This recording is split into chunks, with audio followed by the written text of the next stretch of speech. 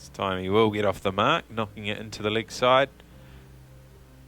But a good little spell here, this, for the Incredibles. They've really gotten on top of Bolingbrook after they raced away to 35, 36 off the first 4 for the loss of no wicket. And now they're 52 for 3 with 1 ball left in the 8th.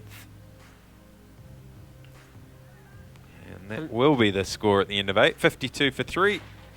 The new man, Mohammed, is on 1. Yashab is on 19.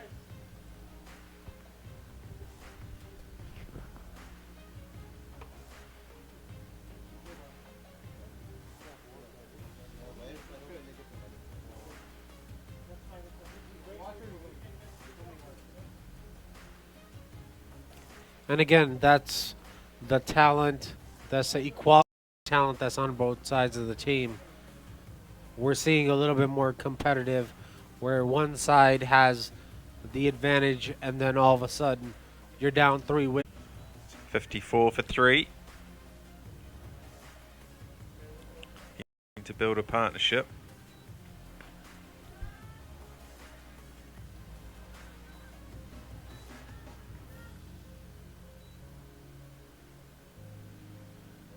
But the bowling's tight, the fielding's good. Batsmen just can't seem to find the gaps at the moment. Again, over pitching. Again, it will only be a single.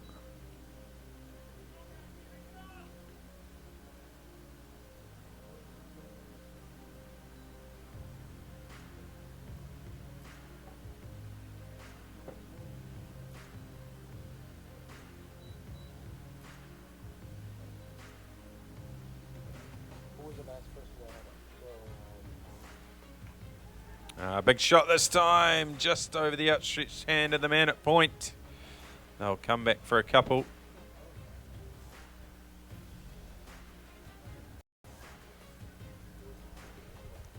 $57 for 3.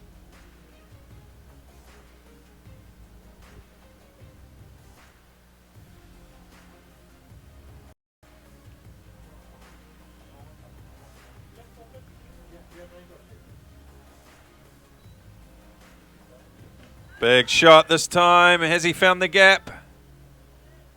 Oh, the man coming in from long on didn't get there. Probably should have made a bit more of an effort. Would have been a tough chance. But another couple of runs. 59. Perhaps it was only 1 run. 58 for 3. Again, looking for the big heave on the leg side. They're just not connecting. 59 for 3, another single. That's the end of 9. 59 for 3. Going at 6.5 at this stage. And the Incredibles doing a good job, particularly the slower bowlers. They've really dried up the run rate. Taken a few wickets.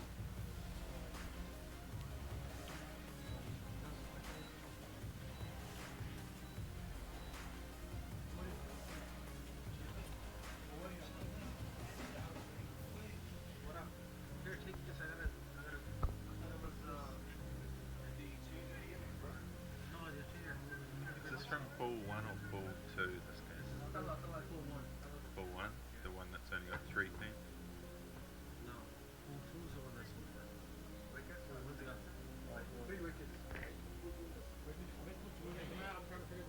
So 59 for 3, 11 overs left.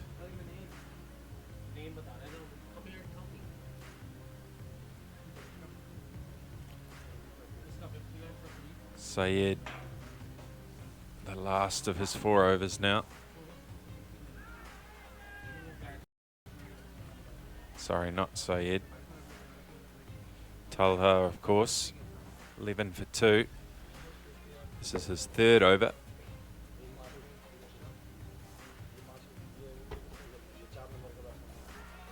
Oh, and another good delivery. Beats the bat. He really has been the pick of the bowlers. And he's created pressure by stacking those dot balls.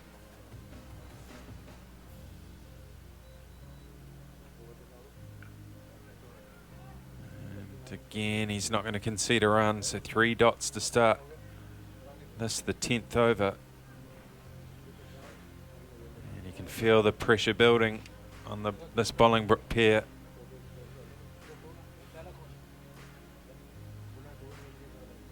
Something needs to break here.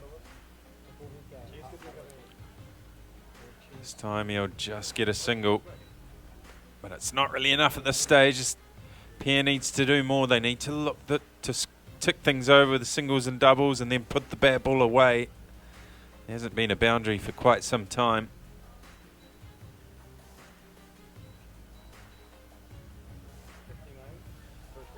Yashar back on strike now. Big shot down the ground. He's got plenty of wood on this. And he knew the second he hit it, he had cleared the boundary, so it's exactly what they needed. Big 6 over wide, long off. Lovely shot from Yashab. He's been there for a while, so perhaps despite wickets falling and despite the other batsmen struggling to score, he's starting to feel comfortable out in the middle. Certainly comfortable enough to start playing some big shots.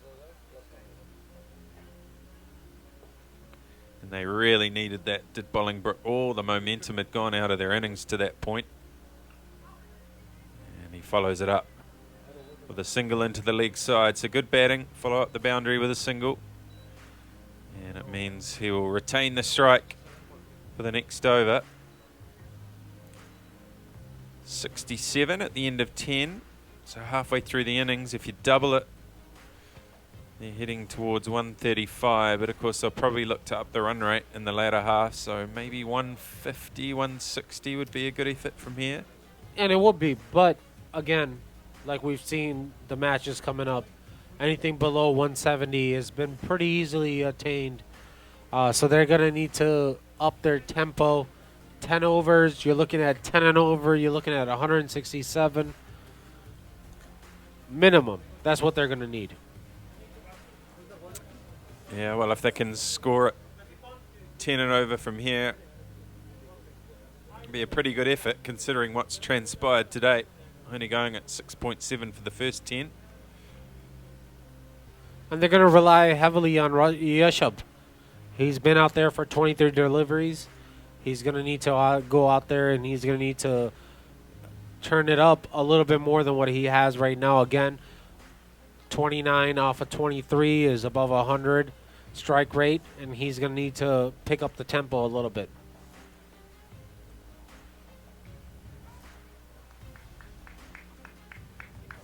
Count on Bolingbrook as they've got talent from number 1 all the way up until number 11. So anybody can come in and change the face of the game. Yeah, well, they need someone to come in and for it to be their night. For them to just have one of those innings where everything seemingly goes right. They need something special from someone. Because at the moment they're just sliding slowly towards a subpar score. And for the sake of Bolingbrook and their supporters, and for the sake of all of you out there watching this, whether it's live at the ground or live on the stream, I'm sure you want to see a decent contest. At the moment, you would have to say the Incredibles are on top. And hopefully Bolingbrook has Sandin Khabar, and they're trying to make sure that that's the person that's going to turn around their luck that they've had so far.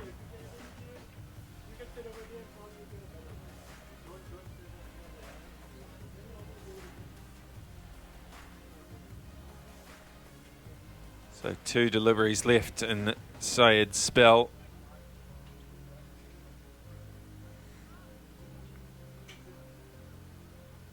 Yeah, just awaiting the name of the new batsman.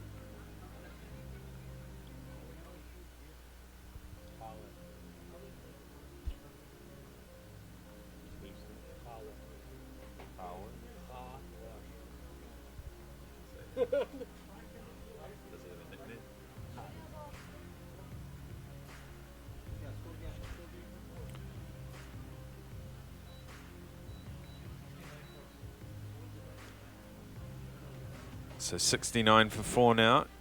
Yashub back on strike. Sorry, Yashub at the non-strikers, of course. Oh, another shout.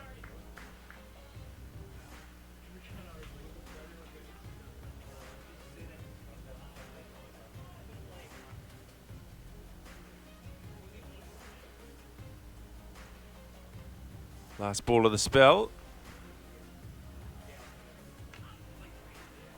Over pitching, but he's only going to concede a single. And that ends a very good spell of bowling. 18 for 2. Syed, he's certainly done his job for his team. And at the end of 11 overs, 70 for 4. Bolingbrook, the local team, winning the toss and electing to bat first. And you'd have to say they'd be a little bit disappointed at 70 for 4 after 11. And that's what I was about to say is they're maybe rethinking the idea of going in and batting first, hoping to put up a big score and putting Incredibles under pressure, but it's the Incredibles that are putting Bolingbrook under pressure currently.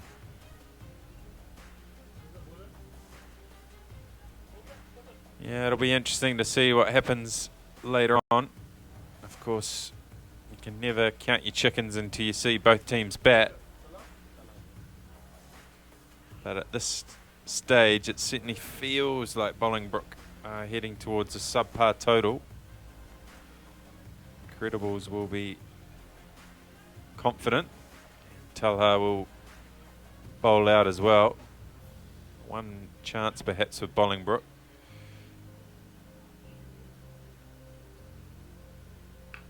Big shot down the ground. Has he got enough on it? He's found the gap. And in fact, it has gone all the way. So a 6 for the new man. I think Carver has realized that he's going to need to put the metal on the gas and get the run rates ticking pretty quickly. Well, to be fair, every player that's come in has attempted to do that, but they just haven't been able to do it. Kawa is the first one who's managed to find the middle of the bat. And a nice drive to follow up the 6. Probably should have got 2 there, but they just took 1 in the end. Does bring your Shub onto strike, though. He's playing quite nicely at the moment. But yeah, I was going to say one chance of Bolingbrook is the fact that Syed and Talha, after the end of this over, will both have bowled out, and they've been the 2 most effective bowlers by far for Incredibles. So perhaps an opportunity to look to start scoring heavily against the other bowlers. And it's on Bolingbrook to utilize and capitalize on that, what you just mentioned, Jamie, right there, is that their 2 best effective economically bowlers are going to be bowled out. How well can Bolingbrook capitalize on that? We're going to find out.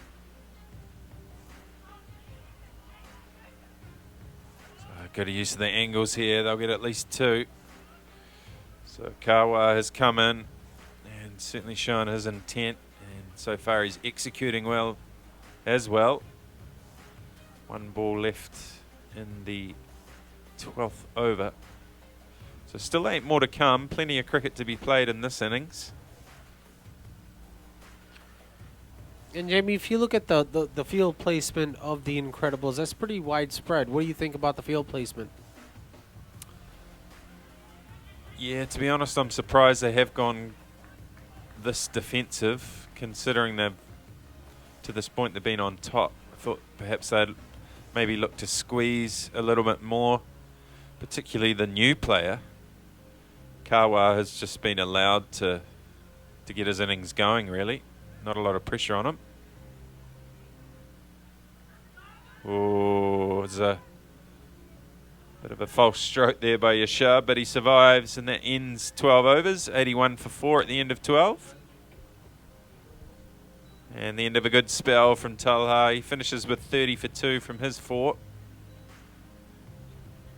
And that was pretty surprising to me, because Bolingbrook has not hit that many boundaries, and for you to have boundary riders, for your fielders to be on the boundary that much, you're playing right into Bolingbrook's hands where they're going to nudge the singles. They're going to get 8 overs is a lot of time left. As we see another bowling change.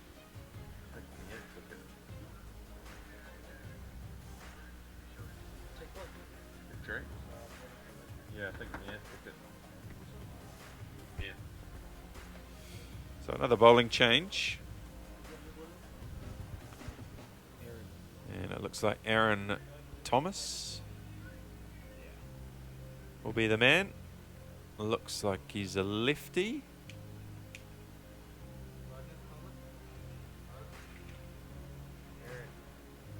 As we're having a few issues with, there we go, with the focus.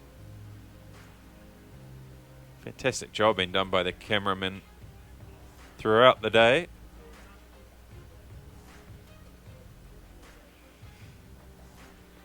And the cameraman's making excuses, which is okay. You've done a good job. He has done a fantastic job to bring us these pictures all day today.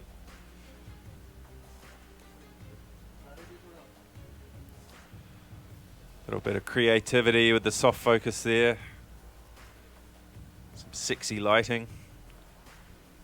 Love it.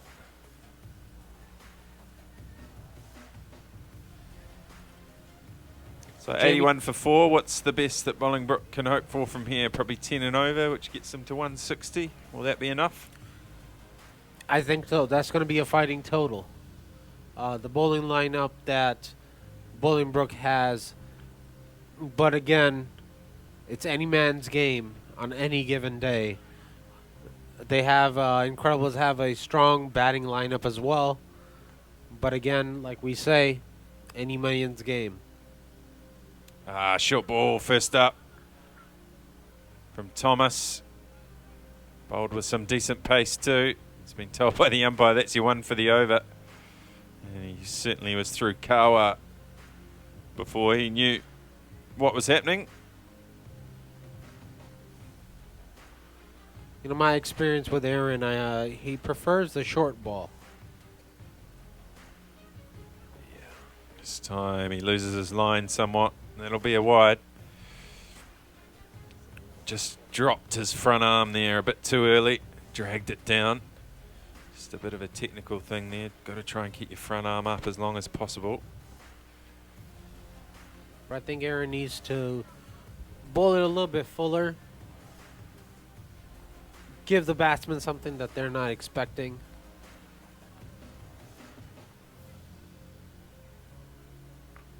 Short again.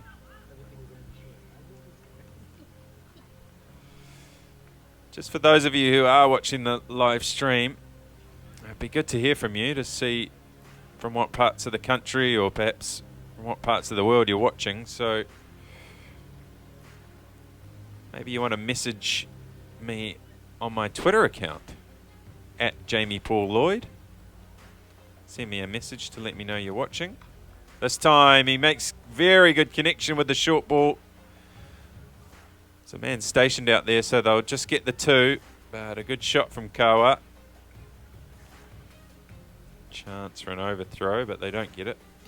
But yeah, if you're listening, you want to ask some questions or perhaps add a comment or just let us know that you are following this tournament on the live stream. Send me a tweet at Jamie Paul Lloyd, perhaps hashtag Liberty Cup. And I'll pick those up. I might even mention you live on air. If you've got any questions, I'll try and answer them live on air. But let's get some interaction with the people at home who are watching.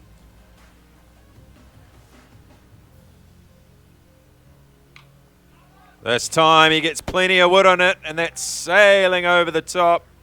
Long on past the sight screen for a maximum. So the short ball technique not really working for Aaron in this over. And I think Howard's picked up on Aaron's techniques of pitching the ball short. Gives you plenty of time for you to get the rock back onto your back foot and punch that straight down the ground.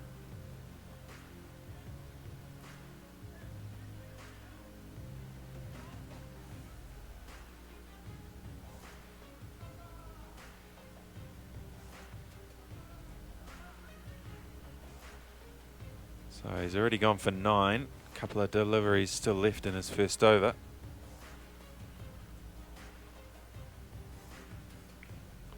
And he's going to go for more runs here, probably just the one. In fact, it's a no ball, so... Oh, he's conceded the run for the no ball, the run off the bat, plus this will be a free hit. I think that punch right down the ground has wavered Aaron's confidence a little bit.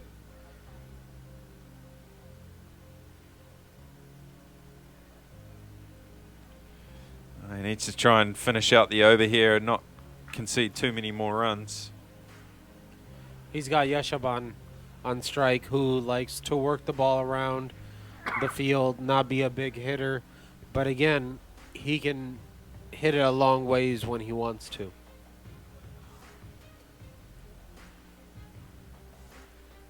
Oh, wide outside off. This means another run conceded. It also means that it's still a free hit.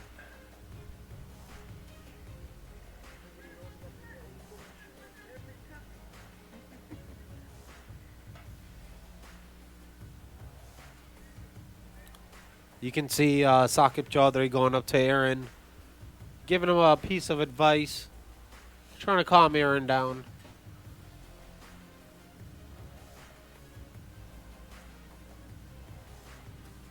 This time, decent delivery. Decent line and length outside the off stump.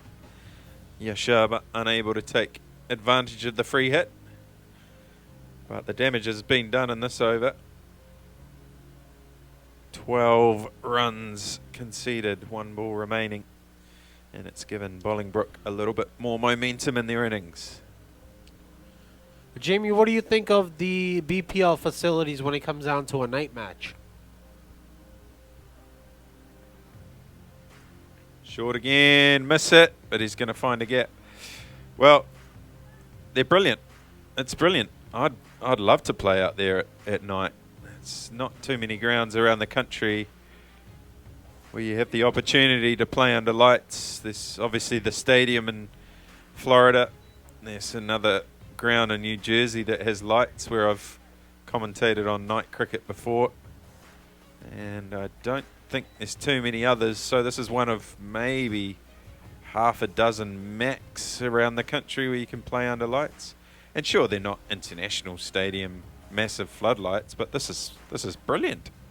Where else would you rather be? Watching night cricket in Bolingbrook, Illinois. It's the place to be, people.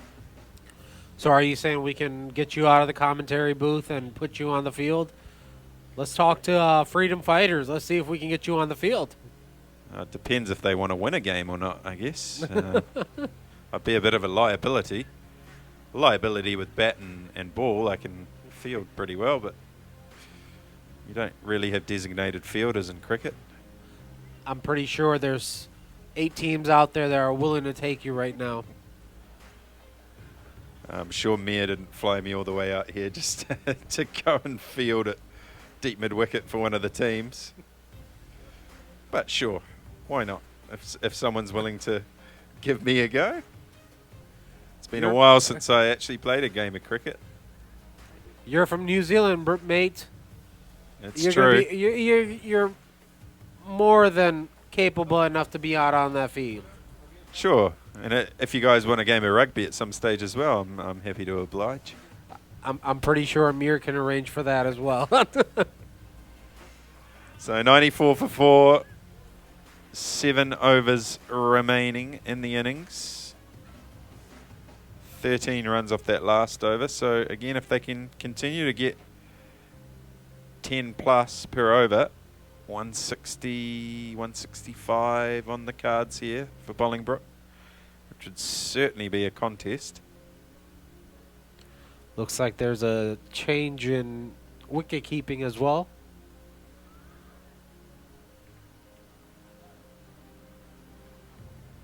Shahir has taken off the wicket-keeping pads. It looks like there's another keeper coming in his place.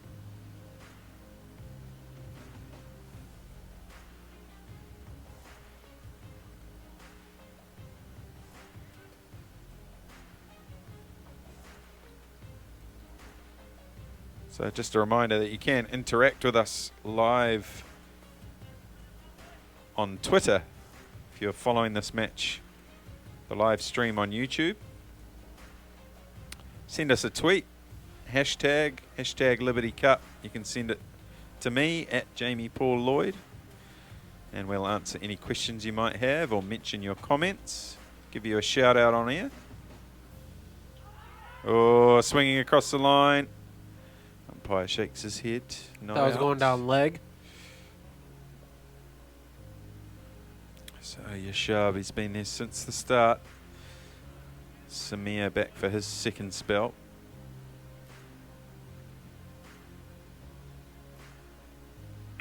Big shot down the ground. It sounded good off the bat. And it is good. It's all the way for another Liberty Cup maximum. And that's the second or third six from Yashab, and one of his better ones. We can see a bizarre cloud of mist hanging down by the sight screen at the far end.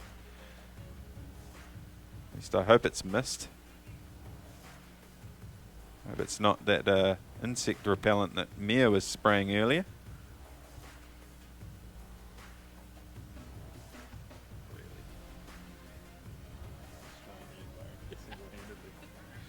This time pulled away backwards a square. He'll only get the one. But following up the boundary with a single again, Yashab has played a very sensible innings here. He's been the backbone of the Bolingbrook innings. And to be fair, without him, they'd be in all sorts of trouble. And his innings have been very sensible.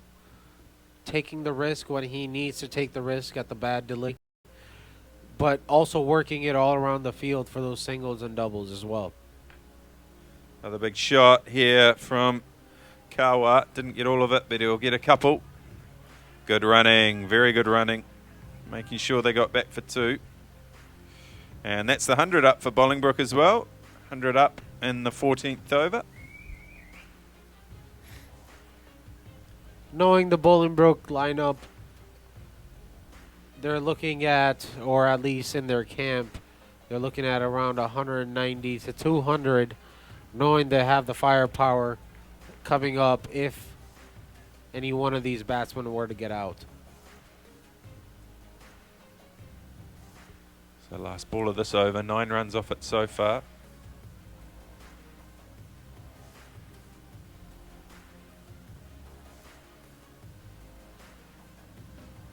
Oh, swing and a miss. Oh, and it's called wide. So the 10th run off the over, plus another ball to come. Those extras are very costly.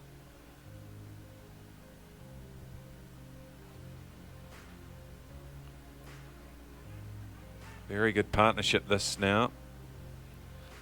Have to get from the scorer how much it's worth. It must be 35 plus, I would have thought.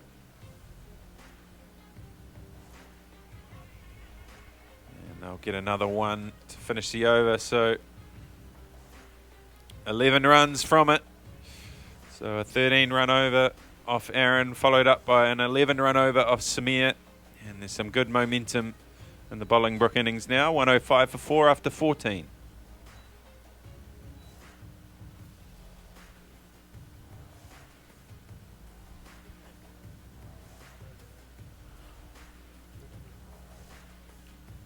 I've loved the pace that Bolingbrook is working at. Currently 6 over to go, 4 down, 105. They're working their way up, slowly but surely, and that's smart cricket. Don't lose your wickets. Save your hitters for the last 3 to 4 overs. We'll go big at that time. And I love the thinking, and this is something that we've not seen all day today. You know, teams have come in, they've chose to go in and bat first, but they've gone right away. We're going to go ahead and, that's their thinking is we're going to go big right off the get-go. But again, love the fact that Yashab from the get-go has been working those singles, doubles, taking advantage of those bad balls, and cover has given him very good support.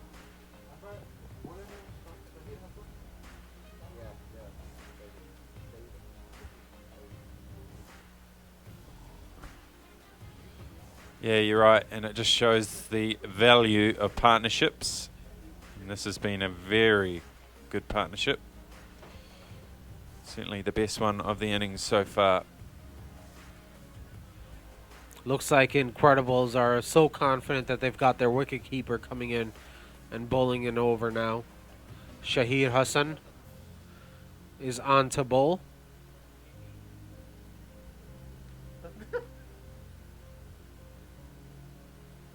Short, pulled into the leg side. There'll be at least one here. That's all they'll get. Good fielding by.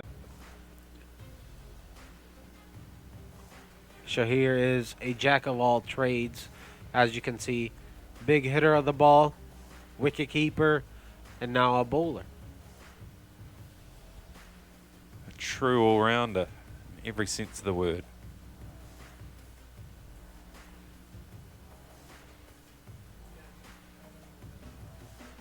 Short again. Pulled away. This time they should get two, although that. Short, outside off, slapped away, backwards a point, and that should get to the fence, and it does. So boundary. Nice shot by Yashab. And I think Yashab is the key in this. In fact, that was Kawa, my apologies. 111 for 4 now.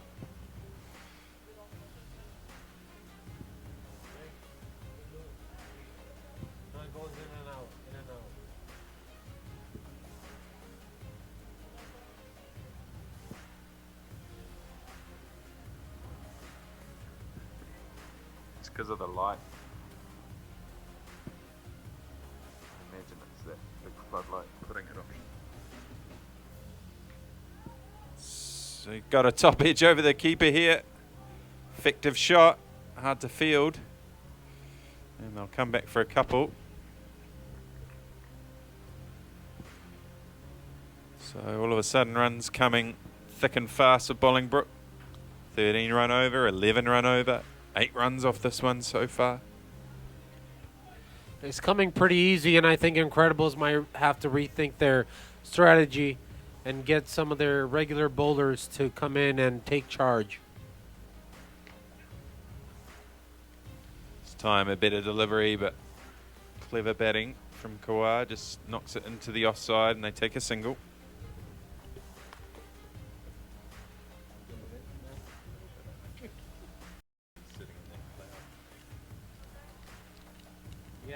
Yeah.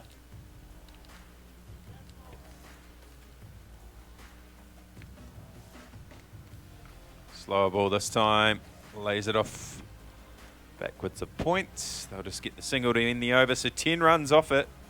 Another good one for Bolingbrook. And at the end of 15, 5 to go. They're 115 for 4, 10 and over from here will get them to 165.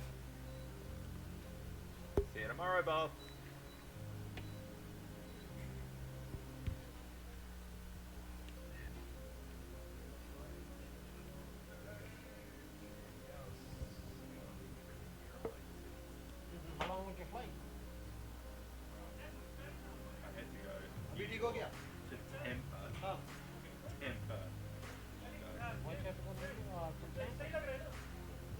That's good. Yeah, that's good, that's good, that's good. If they cancelled, I was meant to fly last night. They cancelled my flight, and the next available flight was crazy. Why'd they cancel? Was there like bad weather? Weather last night here apparently last night. No, there was no bad weather. Really big turbulence or something. The guys that came in from LA last night said it was pretty good. Maybe turbulence, whatever. They were. Yeah. So we were Yeah. walking around in shorts, but we were ready for that. So yeah, what should have been a 2.5 hour flight was 7.5. I left at 7 a.m.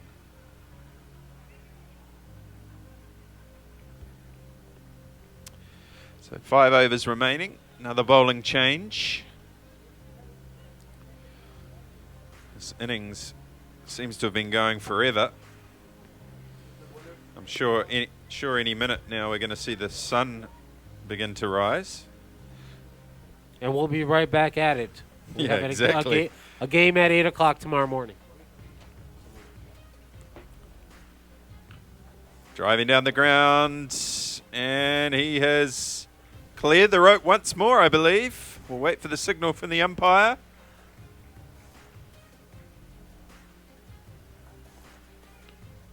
And we are still awaiting the signal.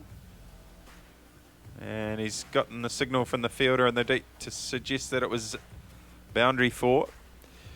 But another boundary from Yashar Musam on to 45. He's within sight of a half century. I'm just going to whisper that. I don't want to put the mockers on him. We don't want to jinx him. And he tries the lap sweep from about a foot outside off. But he's done well because he's knocked it into a gap and has scampered home for 2.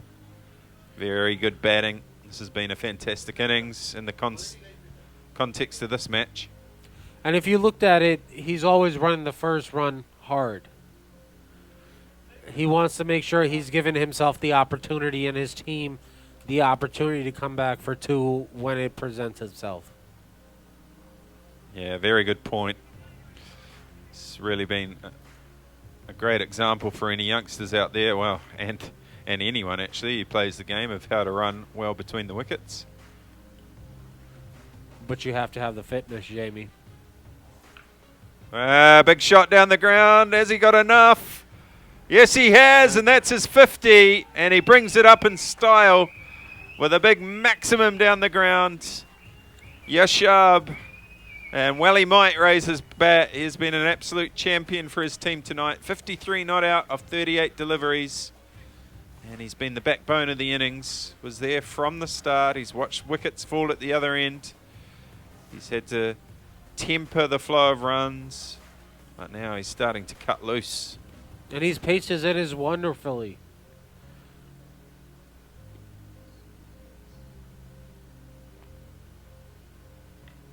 Another big shot over the offside, but he's picked out the man in the deep. But again, good running. They'll come back for 2, recognising that it's a long throw from the boundary. There's always 2. Another good over this for Bolingbrook. And I see a little bit of disappointment in the fielding side. Well, they've let it slip, really. They had 1 foot on the throat of Bolingbrook. I think the mistake came when they... lovely shot this, using the pace, sweeping, and that's gone to the boundary. Oh dear, and the fielder's injured himself. Not sure what he's done, whether he landed on something or twisted his knee when trying to go down for the ball.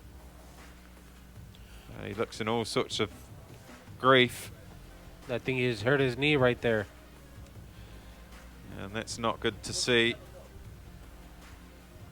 So hopefully it's nothing too serious, that he's just landed on something perhaps. Just while we wait. You have to take those Well, risks sometimes. Yeah, absolutely. 100% effort by Aaron to try and get to that ball. That noise you hear in our effects mic is... As you can there see, he is, Mir Mir Ali, and the medical the medical John Deere tractor. off to the rescue. Mir is. Yeah. Aaron's up on his feet. Seems to be fine, although he seems to be heading towards the tent to sit down.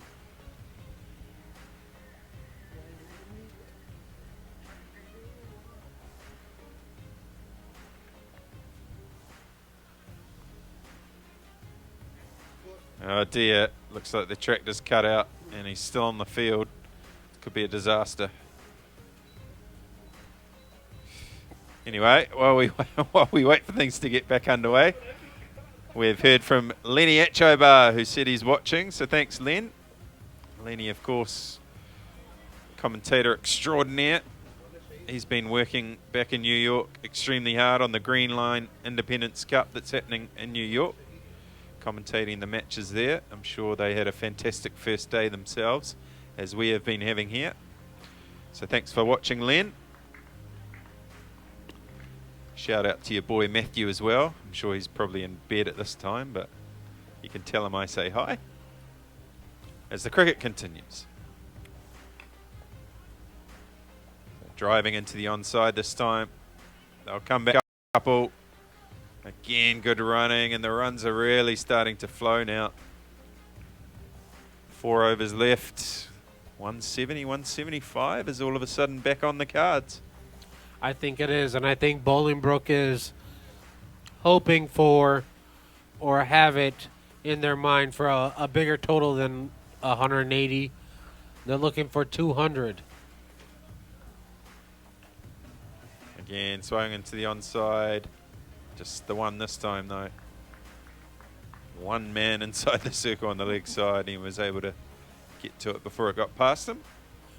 And again, I don't understand the thinking of Incredibles rather than putting pressure on to the batting side. Not a lot of boundaries have been hit in this innings. You got a lot of boundary riders. Put pressure on the batting side. Over pitch, slashed away. That'll be 4. Must be relatively close to a no ball as well, but no, just below the waist. But another boundary. Yashab is really starting to cut loose now. He's up to 63. And as Amir was saying earlier, he's timed his innings to perfection.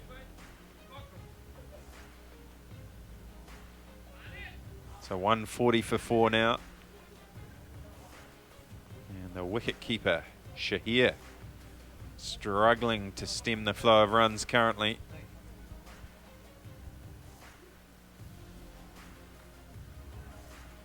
Finally, he's able to produce a dot ball.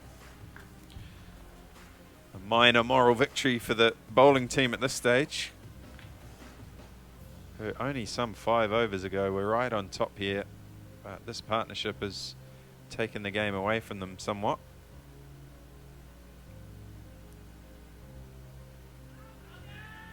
Clever slower ball though. Good comeback from Shahir in this over. Going for 7 runs off the first 3. He's followed that up with a couple of dots. And perhaps Yashab just starting to show the first signs of fatigue. He's been out there for 16.5 overs now. And he's run a lot of 1s and 2s. Coming down the track this time. And he's got a decent chunk of wood on it.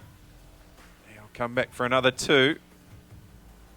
Still running hard despite the fact he must be tired. And that will end the over. 9 runs from it. So the first over in quite some time that didn't concede more than 10. So I guess a minor moral victory for Shahir. 142 for 4, 3 overs left. If they can score at 10s, 172 will represent, well, a total that we discussed at the start of the innings is probably just about on par. I'm sure when they won the toss and decided to bat first, Bolingbrook would have been looking for something in excess of 180. But then when they lost 4 wickets relatively quickly, anything past 150 they probably would have taken at that stage, and now it looks like they're probably going to end up with somewhere in between those 2 scores. I'm just going to take a stab at it and say they're going to end up on 176. Another bowling change.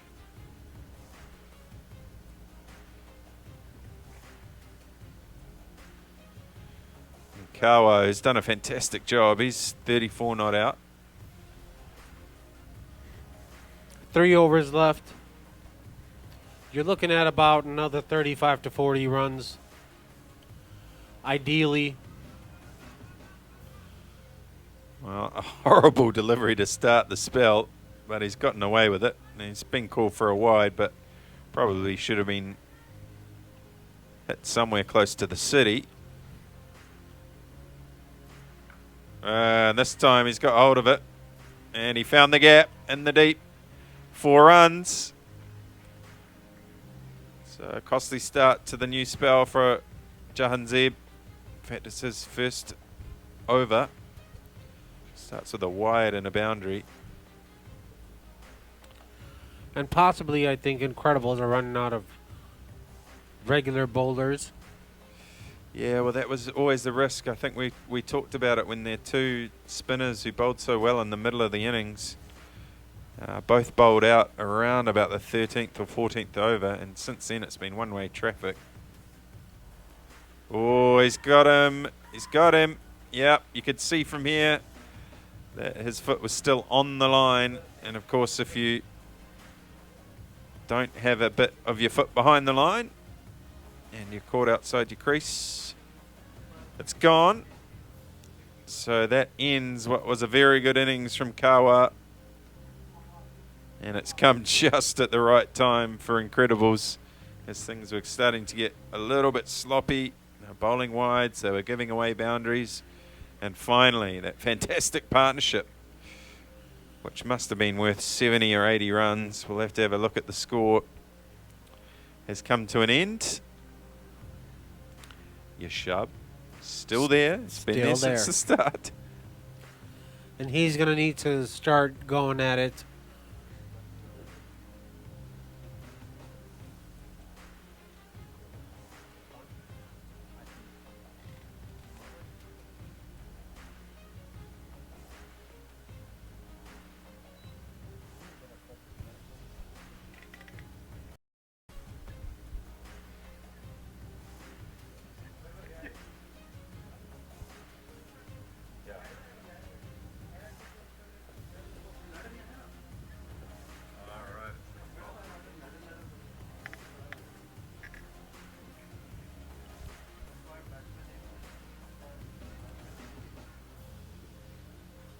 So we're just having a couple of little issues with our locked off camera. Oh.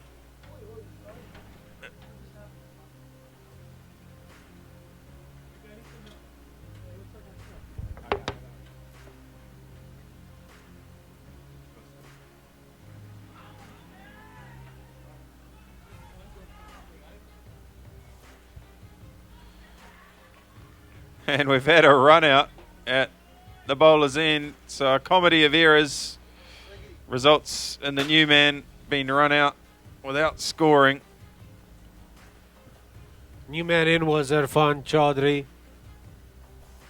Run out, and I think Bolingbrook would not be too happy with that. He was one of their top hitters down the lineup to go in there and put a speed up on the run rate, but unfortunately that was not able to happen. New batsman walking in. Could this be their captain?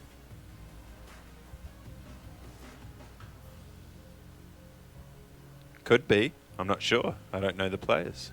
You'll have to answer that question.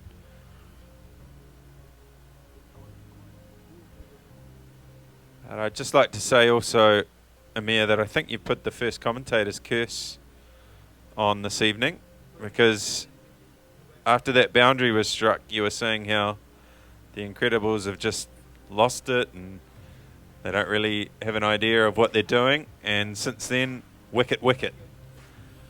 It has, but I think Yashub here is going to go ahead and hit a boundary here. Oh, and he has not. All right, then. You must be right. You're having a shocker.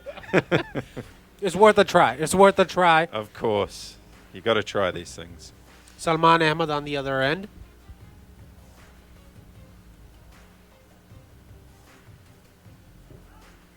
Oh, and after what was a pretty atrocious start to this over, he's ended up bowling an absolute beauty. 1 ball left because of the wide. He's taken a wicket. There was a run out. A couple of dot balls. This turned out to be a very good move from the captain of the Incredibles.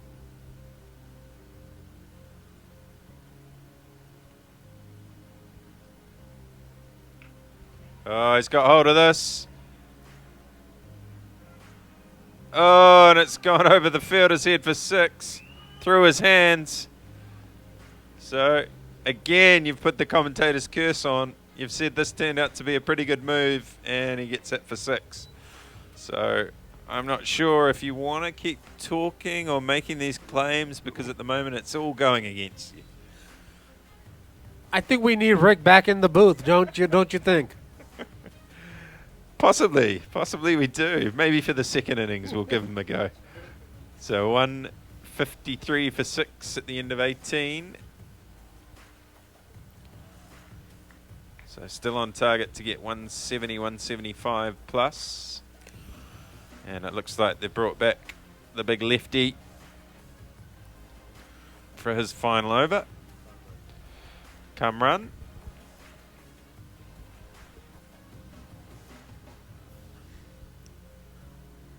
If I was the new batsman, I would go ahead and get the single. Get Yusha back on strike. Playing on 71 off of just 47 deliveries. He's the main person. And I think that's what Incredibles are looking for. To get Yusha out. To limit the damage that he's able to do. Yeah, it'll be interesting to see how Salman plays this. Does he swing for the fences himself, or like you say, look to get Yashar back on strike?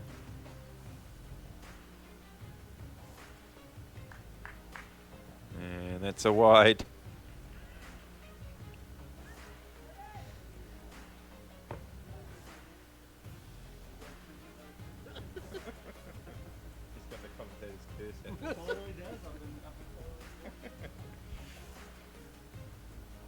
So can he get his line right here? That's better from Kamran. Oh, and Salman does exactly what you suggested. He gets the single. And I think that's a smart thing to do. Last 11 deliveries left. Get the man on strike. Let the man in form. And there we go. He is the man in form. He's played a lovely shot. Back with a square leg, stepping across the stumps. Essentially a sweep off the fast bowler, and that's raced away for 4. I don't want to say it. I was going to say, can you give it some truth, but I don't. 25, 10 balls. I think you can do it. I think you can do it. But let's not say it. Yeah. This time down the ground, there's a man in the deep, so they'll only get 1. Thoughts they might try and come back, but a good throw right next to the bails. I think Salman would have found himself struggling if they'd tried to come back. And I think someone's going to have a go at this with delivery. Well bowled. He's bowled it just inside the tram lines. Not called wide. Gave himself a little bit of room. The umpire wanted to get into that action a little bit. I think he was just tired of standing there. Oh, gee. It's the umpire judge. He attempted to play a shot there.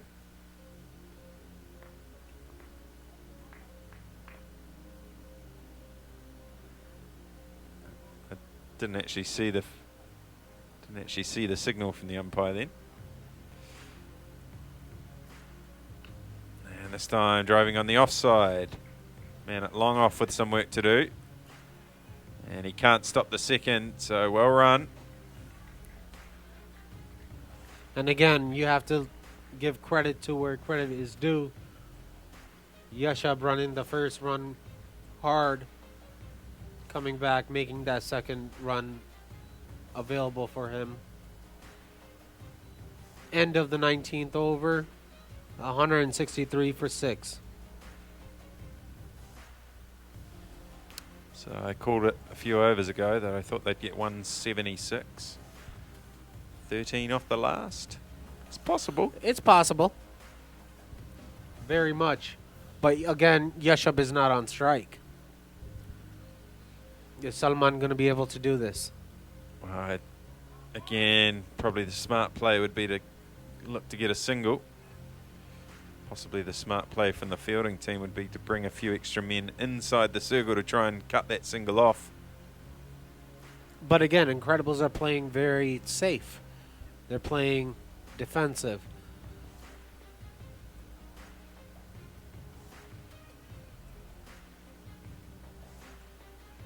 And he looks to go downtown. Missed it completely. Perhaps the wicketkeeper might have missed a chance at stumping there as well. And again, we talk about players last over. We have to have a big heave. Stein down the leg side, so wide is signalled. You really should be looking to get the single here. Give 4 deliveries to Yashab.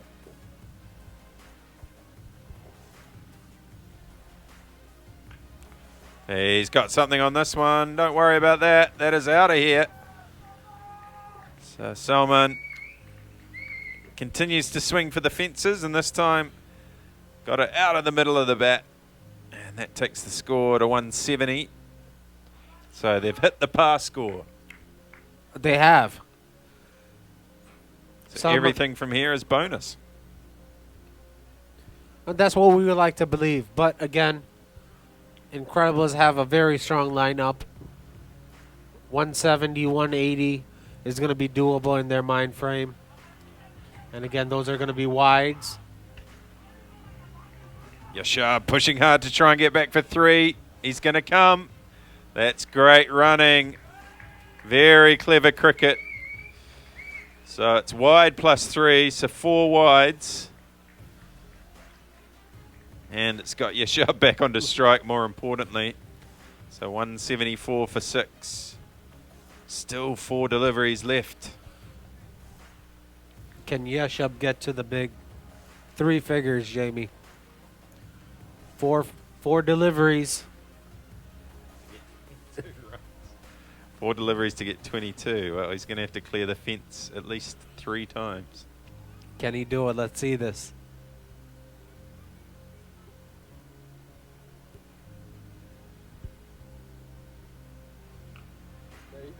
That should be one of them, I think. No, in fact, it's a well-judged catch in the deep. Very well taken.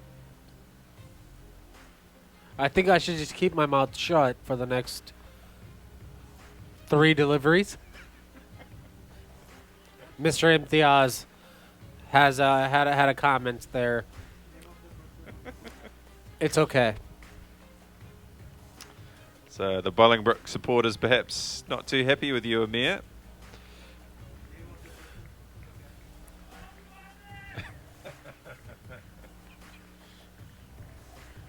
Is that Rick? Rick, can you wave hi? That does. There you go. Hey Thank fellas, hope you're enjoying the cricket. That ends a fantastic innings. 78 from 50. He's been the absolute backbone of the Bolingbrook innings. Without him, they really would have struggled to get much more than 120 or 130. Whilst everything else was falling apart around him, he was the mainstay. And that was methodically done. He took his chances when the chances needed to be had, and he took his singles when nothing else was available to him. So well played, Rushup. Well, this is a new one for me. The batsman's managed to get all the way out to the middle without batting gloves. Perhaps he's a tennis ball player? I'm not sure. I think that's a question for Rick in the second innings. Yeah. Rick does seem to know everything about tape ball cricket. And basement cricket. Yes, yeah, apparently one of the better basement cricket players around. Salman this time slashing away into the offside. He'll get at least 1. They're coming back for 2, and that's well run.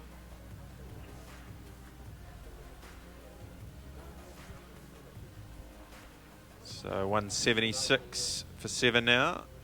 In fact, it's 1 short again. So I said well run. In fact, that was not well run at all. Robbing themselves of a run. So 175 for 7. Coming down the track, he's got plenty on that. And that's another maximum. So they're going to get 180 plus here. Fantastic finish. The last 7 or 8 overs of this innings has really propelled Bolingbrook to what's going to end up being quite an imposing total.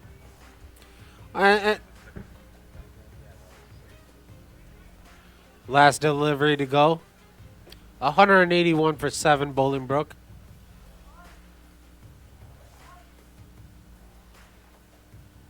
Oh, big outside edge. They'll get at least 1. They're going to come back for the second, but get caught well short.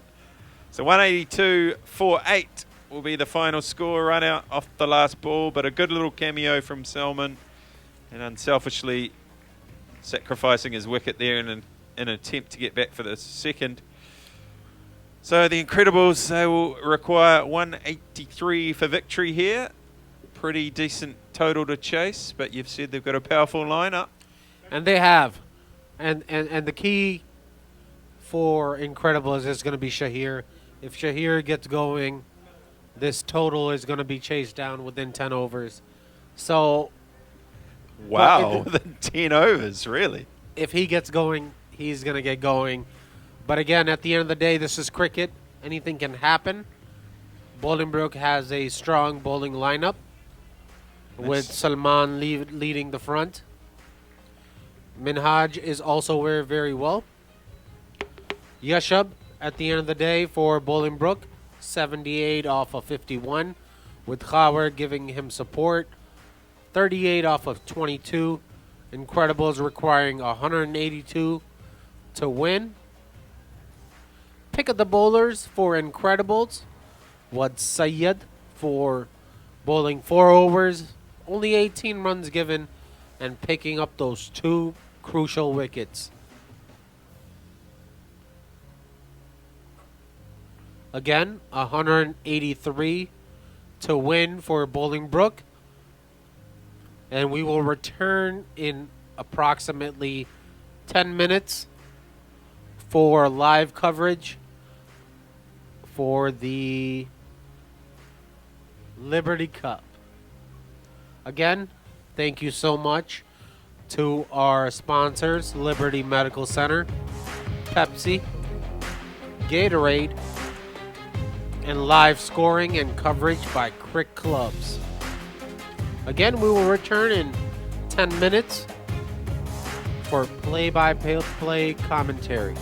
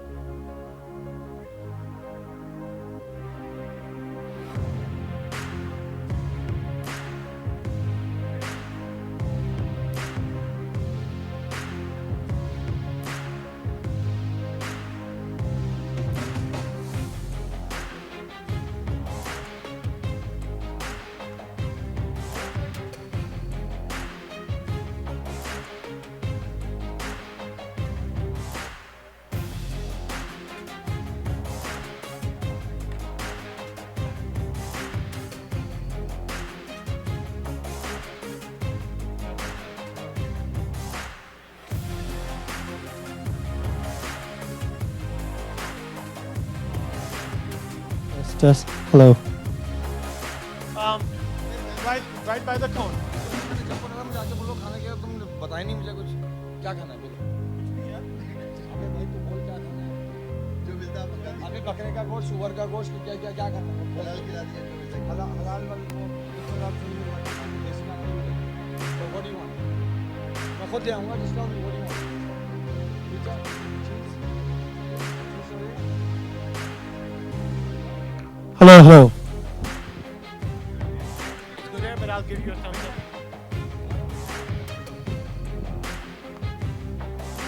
slow though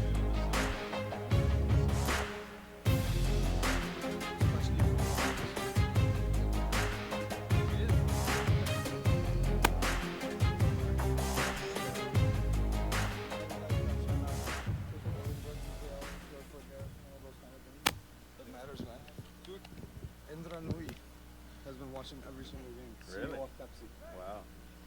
Every single game she watches. Camera is up. Right, you guys go ahead. Stand on the side. Face the camera. All right, so I'm here with the captain of the Bolingbrook team, Imran. And Imran, when you won the toss and decided to bat first, what was your target as a team? You know, looking at the batting that teams have played before, it looked like it's a low-scoring pitch for the most of the local teams. But we knew that they were being chased, easily in 10, 12 overs. So we were hoping that we'll be hitting at least 150, 160 for it's going to be a power score. But we got lucky and Asia played excellent to get us to the total where we got. So you're pretty happy with 182. Any particular tactics you guys are going to use to try and defend that total? No, well, first of all, I'm pretty happy that we got to 180 plus, and we are hopeful that we're going to be able to defend that. We're going to try to get a couple of their key hitters, which is Kami or Shahid, and then we're hoping for the best from there. Nice, and obviously getting to play out here on your home ground, the BPL cricket field. It's a fantastic field. It must be really nice playing on your home ground in this tournament.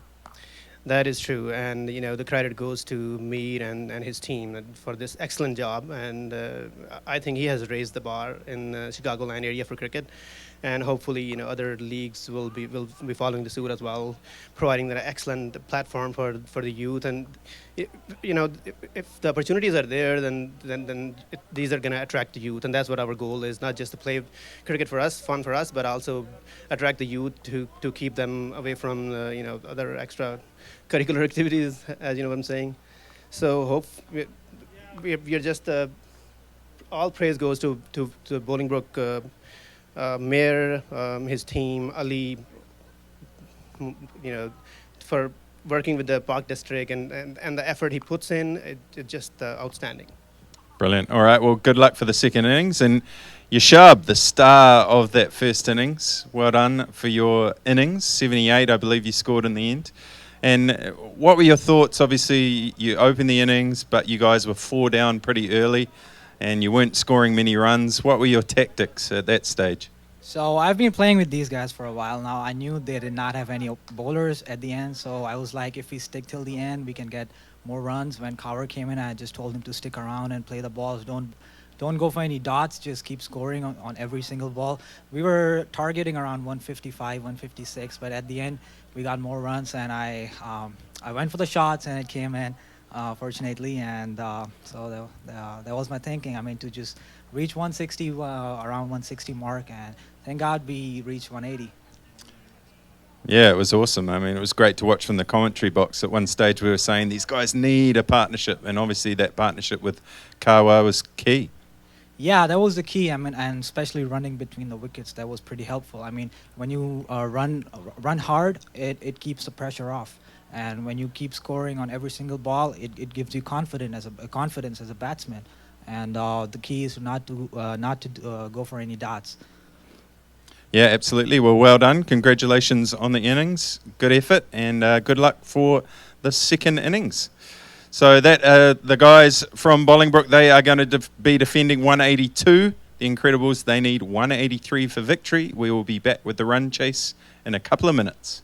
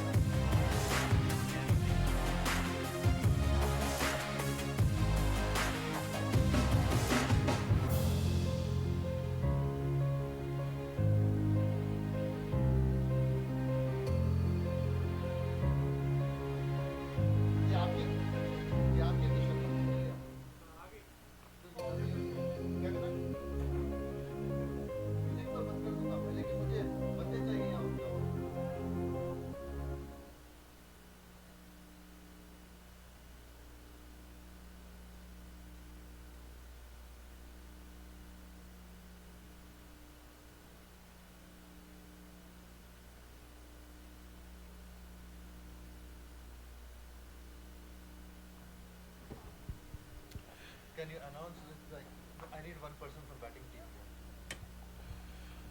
If we could just get one person from the batting team to come over and help us out with the player names, that would be fantastic. We are almost in readiness for the run chase. Umpires and the Bolingbrook fielding team are out in the middle. And the opening batsman striding out to the middle now. Just a big thank you to our sponsors, Liberty Medical Centre, and of course Pepsi and Gatorade. Massive thanks for their support of this tournament, the Liberty Cup. Without them, of course, it wouldn't be possible.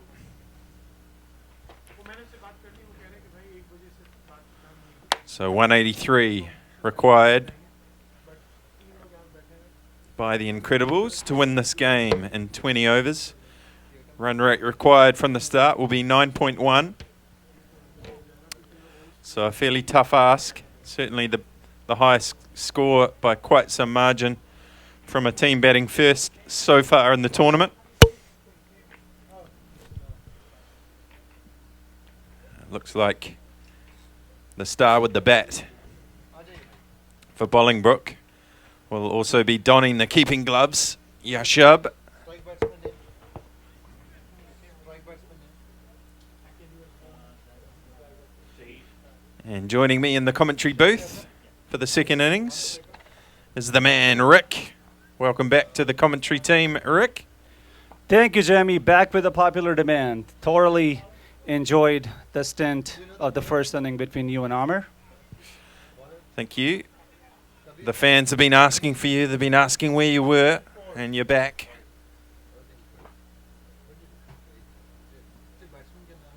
Interesting contest on hand. Local talent versus local talent. Perhaps one of the most entertaining game of the day in terms of the score on the scoreboard.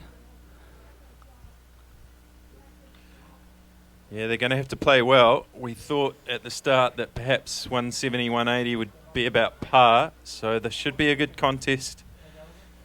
And key for Bolingbrook is they're going to have to look to take early wickets.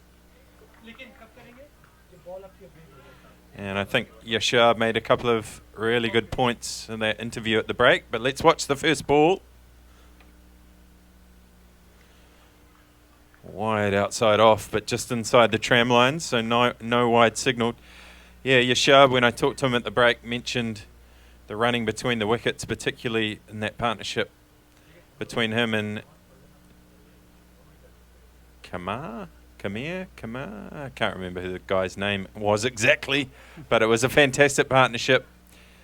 And their running between the wickets was crucial to them setting up that total of 180, 182. There's Kabir this time. Oh, that just avoids the player in the gully. Short outside off, and off the outside half of the bat. They get a couple of runs. Shahir, the man on strike. Kamran. In fact, another one short. That's the third one in this game so far. The umpires, boy, they are on the job. The third time we've seen a one short, so just the one run. What a waste. You run two, but you only get one on the scoreboard because you don't get the bat behind the line. Criminal error. This time, big shot down the ground. Forget about it. That is out of here. Huge six. That's one of the bigger ones we've seen today. Don't worry about running two. Just smash it down the ground for six. Setting the tone right up front in this chase. This should do a load of confidence for the Incredibles batters. Well, we've seen it all day with batsmen who are not afraid to hit through the line. The surface is true. If it's over pitch like that one is, especially with mid-off and mid-on, both up inside the ring. If you get anything on it, it's going to beat the infield, and that one, well, that cleared the rope by 20 or 30 metres. That was huge. One of the finest shots seen here today.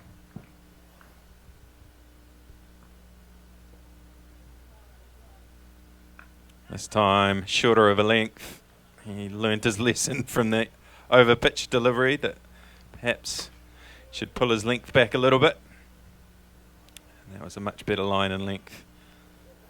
So yes, I'd probably say that that was bigger than anything Stephen Taylor hit earlier today. Concur.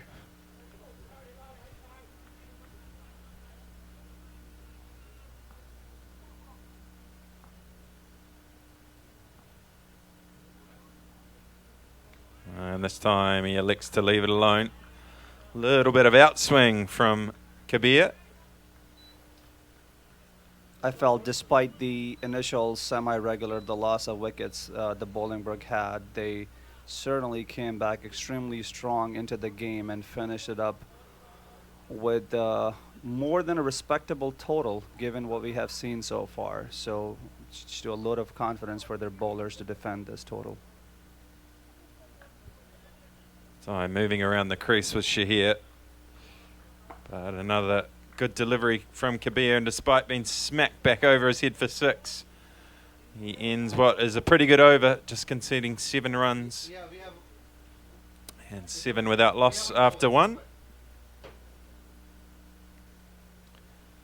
Fairly decent start for both sides, you'd have to say. Absolutely. In this particular format, teams chasing down this massive total have to almost every single time set the tone right up front, being able to maintain the required run rate. Maintaining wickets when you're trying to post a big total on the scoreboard is certainly a different ball game in first innings as opposed to when you're trying to defend it, or from a batting side when you're trying to chase it down. You really can't let the required run rate balloon up. So this is a good start from Incredibles.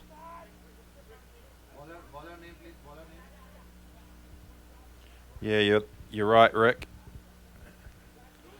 Run rate required 9.26, and a couple of quiet overs at the start, and it will be very quickly get above 10 runs and over. And we know once required rate gets above 10, it can very, very quickly get out of hand. So the Incredibles are going to have to look for the boundary on a semi-regular occasion, which of course means they'll have to maybe take a few extra risks, and it creates opportunities for Bolingbrook to take wickets.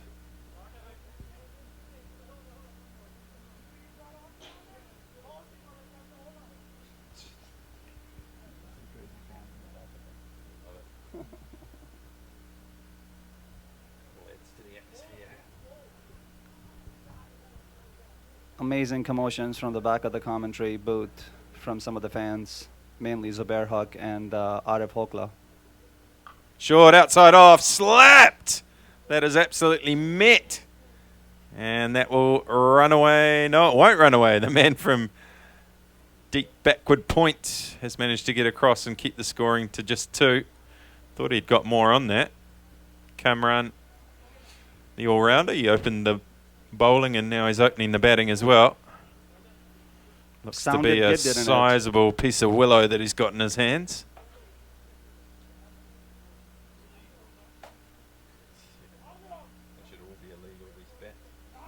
They will be starting September 2017.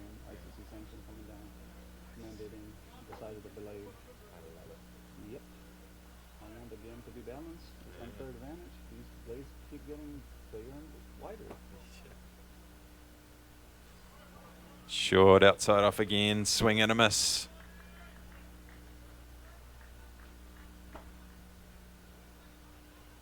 Good comeback this from Salman after conceding 2 on the first delivery.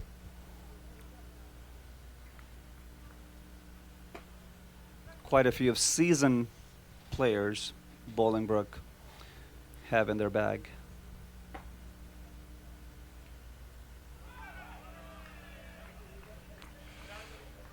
And this is a great game, great matchup this, because lets all the fans who are watching really get an idea of the talent that there is in this greater Illinois region. 2 local teams battling it out on the opening night of the Liberty Cup.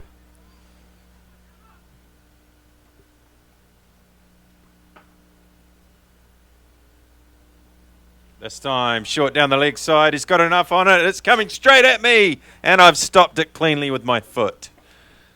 Great piece of fielding by the commentator. 4 runs. Good shot. One of the first ones we have been subject to all day. Pretty happy with my effort there, to be fair. Might be the only time I get to touch the match ball. So another boundary. First one for Kamran.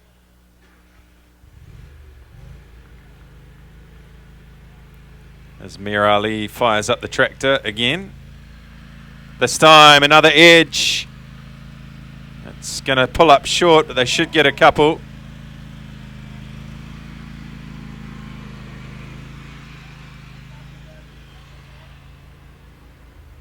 So runs coming from the blade of Kamran at the moment. 8 runs off the over to date. 1 ball left.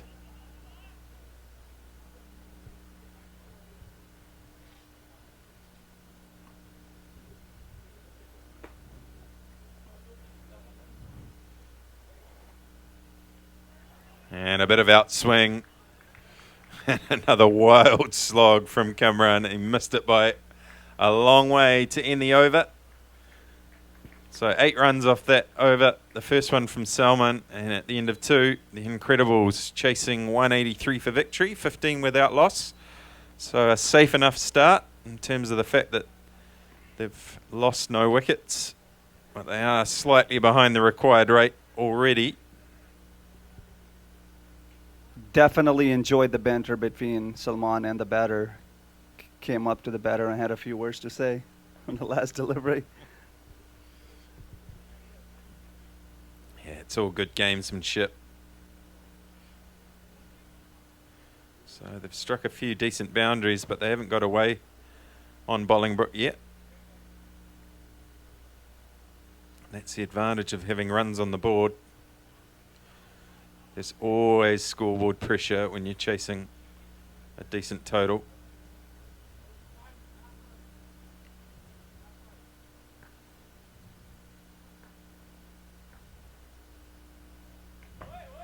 Edge again. They're finding the edge on regular occasion at the moment. Both these bowlers looks like outswing is their stop delivery, but as yet the edges haven't gone to hand. And another single to the man at third man.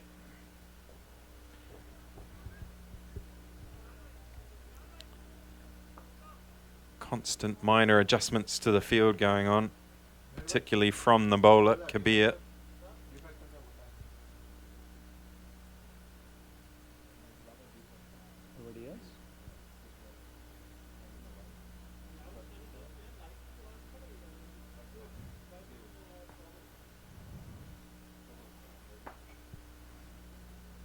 We have just been advised that dew factor is to be accounted for in the latter part of the game here tonight.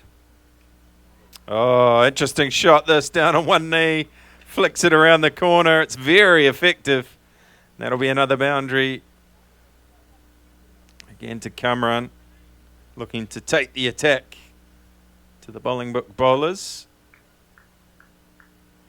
He decided pretty early where he wanted to hit that, and he executed it perfectly.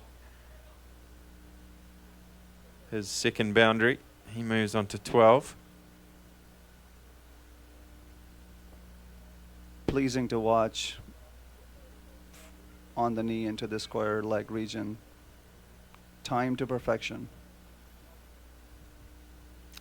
Yeah, it's one thing to attempt a shot like that. It's another thing entirely to execute it so well. I've seen many people, many players in the past attempt shots like that and get it horribly wrong, but he got it just right. And he's repeated the shot here. This time it was more of a conventional pull shot. Shades of perhaps Gordon Greenwich in that a little bit. Absolutely. A short arm jab and a powerful at that. Timed beautifully. Fielder having no chance. And already the momentum seems to be with the Incredibles, and the Bolingbrook side are almost deathly silent out there. You'd think there'd be a little bit more encouragement for the bowlers and plenty of chatter.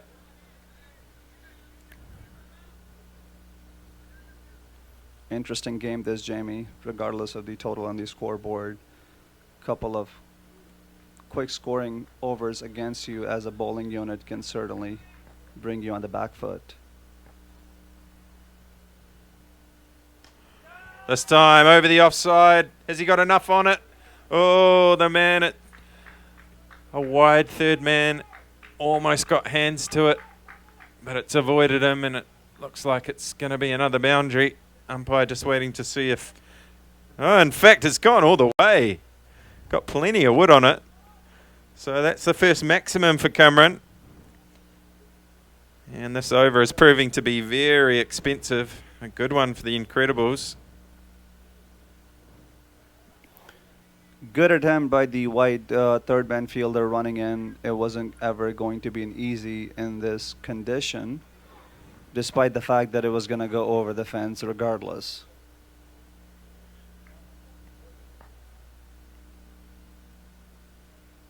Slower ball this time, well bowled, and he's got him. Pinged him in front. The umpire's finger is raised. You can stand there all you want, but the umpire's finger's up. It's not going to matter. You can stand there as long as you want. You can argue, but you've been given out, son. Read it in the paper tomorrow. And a well-disguised slower delivery. Change of pace has done the trick for Kabir. He'd been taken to the cleaners earlier in the over. 6 and a couple of boundaries. But he's had the last laugh. Traps Cameron in front, and the end of a good little cameo. Certainly got his team, the Incredibles, off to a decent start. But he's had to walk back. And the first breakthrough for Bolingbrook, and they certainly needed it at that stage. Cameron was threatening to take the game away from them. So 30 for 1 with 1 ball left in the third over. Certainly, Kamran seemed to run away with the fast start in this chase. We would have to see the replay, but there was certainly seemingly a complaint from the batter, Kamran, that is, in terms of the decision that went against him. But I think it hit him on the front, in front of the middle, and there was zero hesitation from the umpire on that appeal. Well, I don't think I've ever seen a batsman who's been happy with any LBW decision, so that's no surprise. As the new batsman will take strike, we'll get his name as it comes to hand.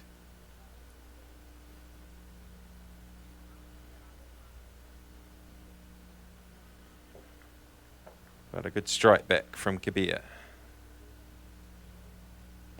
And a good delivery first up to the new batsman to end his second over, the third of the innings. And at the end of 3, it's 30 for 1. And even with my limited math skills, I can see that they are going at 10s, which at this stage is ahead of the run rate required, which is exactly 9 from here. Certainly on par in terms of being able to chase this down with comfort, granted that they don't lose any wickets with regular intervals. They definitely have a good batting lineup. As discussed earlier, the batting conditions don't matter. The surface truly stays to the bounce and the spin, seam and swing.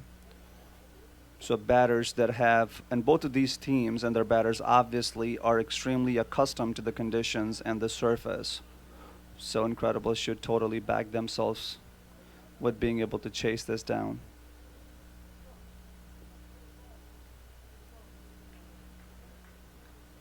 So Shahir has been watching all the fireworks from the other end. Hasn't faced a delivery for some time.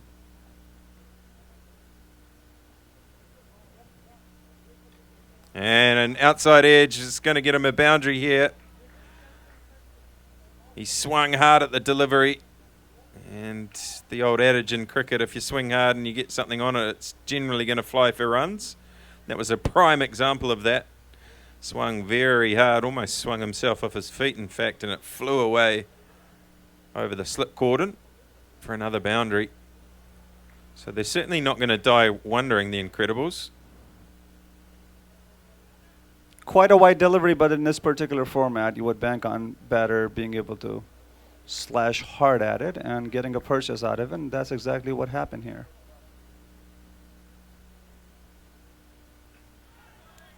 This time a good tight delivery, but they've done well to pinch a single here. Just knocked into the leg side and they scamper through.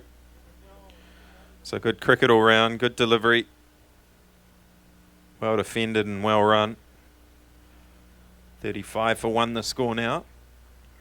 And the new batsman Ahmed Qureshi down onto strike.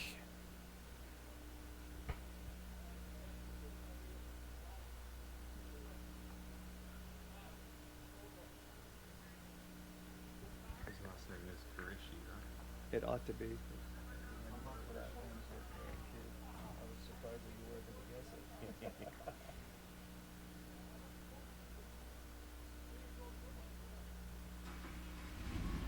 So Qureshi looking to advance, leaves it alone, and it's signalled wide by the umpire. Slip, player seemingly not happy with the decision of the wide being given. It was a tight one. Nonetheless, wide called. An extra conceded by Bolingbrook.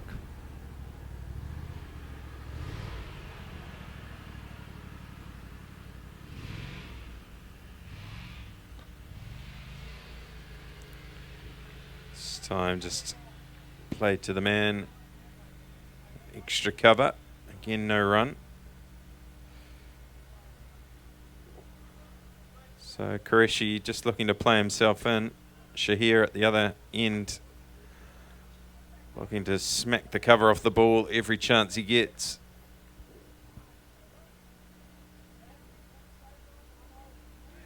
Oh, this time Qureshi doesn't hold back. But he's missed it by quite some distance. Shahir, of course, the all-rounder of all-rounders. He wicket kept for, I think, the first 8 or 10 overs of the Bolingbrook innings. Then he gave the pads and gloves to someone else and bowled 2 or 3 overs. Now he's opening the batting. He does it all. Oh, he's got hold of that one. That's a biggie. That is out of here. Another maximum.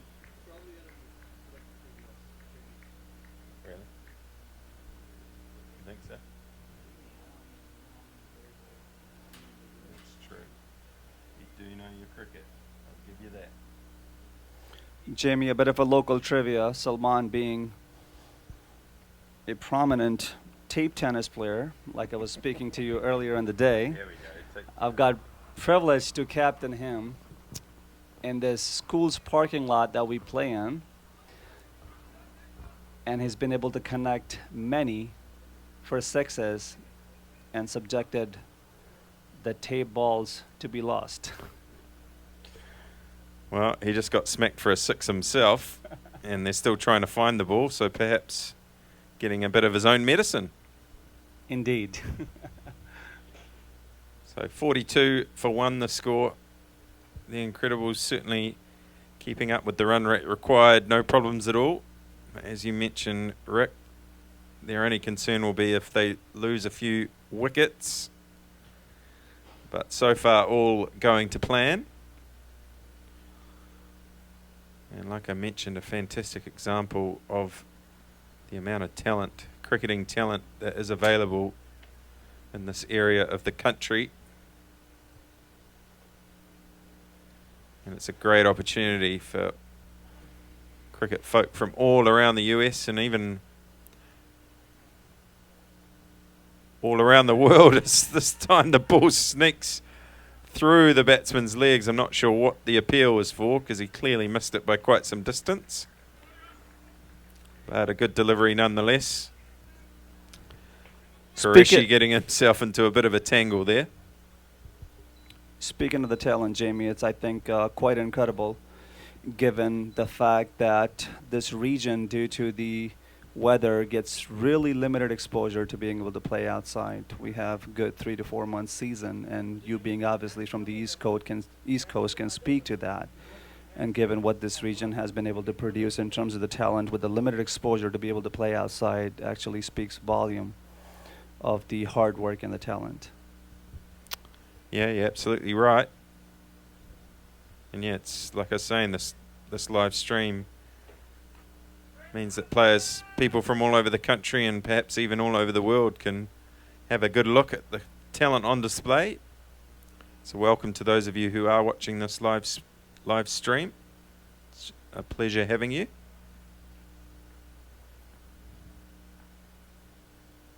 Kabir continues, and he's been absolutely met by Qureshi. No, that was Shahir, in fact. And he smacked that away over mid-wicket for 4. That made a very nice sound as Willow hit ball.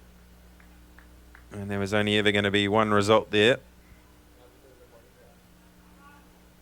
Incredible Resolute in their pursuit of the chase. Impressive start this, going at 11.04 run rate. Certainly having things in control. If they get to retain the wickets in hand, they should back themselves up in being able to chase this large total, batting second in the night time.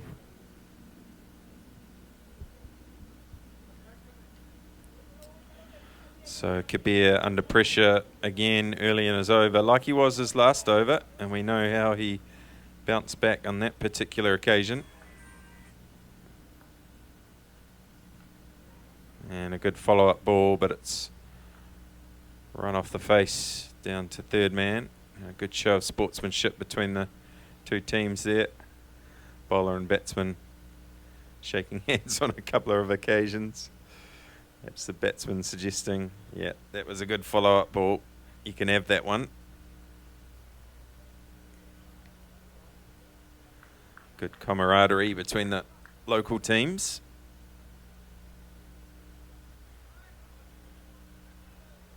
Indeed, most of these players know their opponents quite well because they've been playing together for quite some time. Down the leg side, and that's signalled wide. Qureshi looking to smash it away behind square, but getting nothing on it. Kabir slightly unsettled with the 4 on the first delivery of this wicket. He did get a good delivery on the second one, but this was certainly way down the leg side.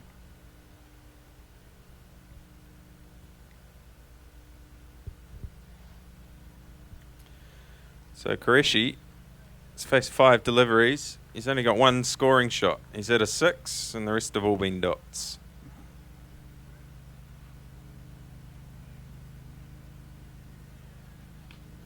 And he's got hold of that one. That will be another 6. And that's a biggie. That is a real big one. And the bowler can do nothing but give him a hug. He absolutely murdered that. Perhaps he was listening to me. Maybe he was listening to me. So that's 2 scoring shots now, and both of them have been 6s. An amazing gesture, this. Bowler being able to walk down to the batter and give him a hug based on an absolutely amazing shot for a 6. Boy, there's been some big shots in this game, in particular this innings. That shot down the ground by Shahir in the first over, and then that one there. There's been nothing bigger in the tournament today. They were huge. There's a couple of players up in the New York region that we like to talk about as being some of the bigger hitters in the country, but I got to say, those couple of hits were right up there.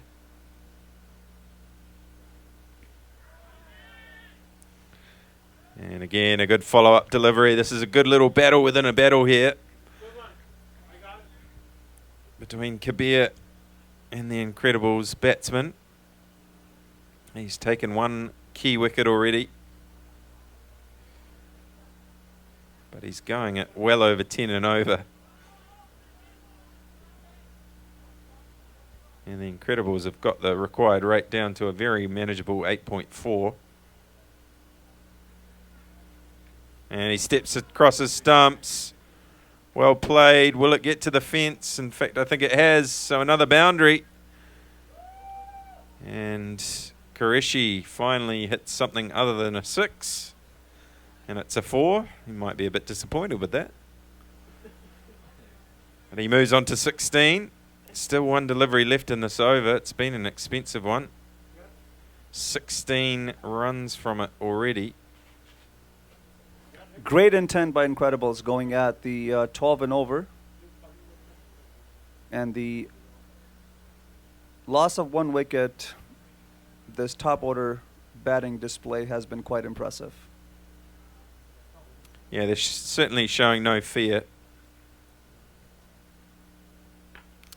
And when you're chasing a big total, or a decent total, you can't afford to be timid. And that's certainly the last thing on these guys' minds as that dot ball brings the end of the 5th over. 58 for 1. Going at 11.6 currently. They only need 8.33 from here. So everything well in control currently for the Incredibles. But we know how quickly momentum shifts can happen, particularly in T20 cricket. We saw about 5 or 6 momentum shifts in the first innings.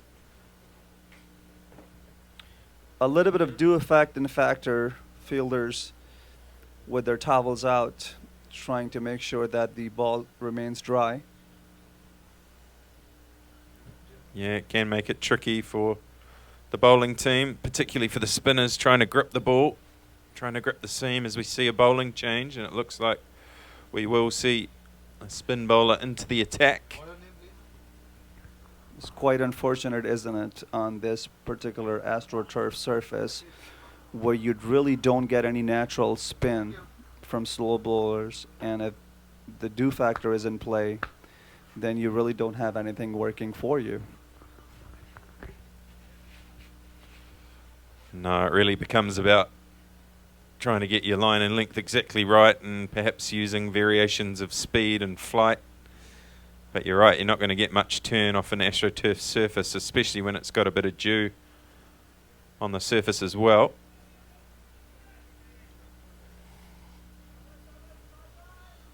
So it's going to be tough for Bolingbrook. They're going to have to take all the chances that come their way.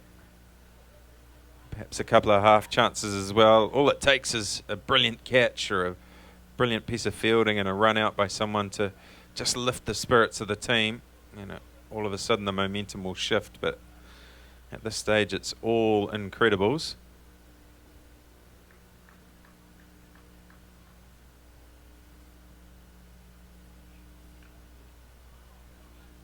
Looking to pull this time.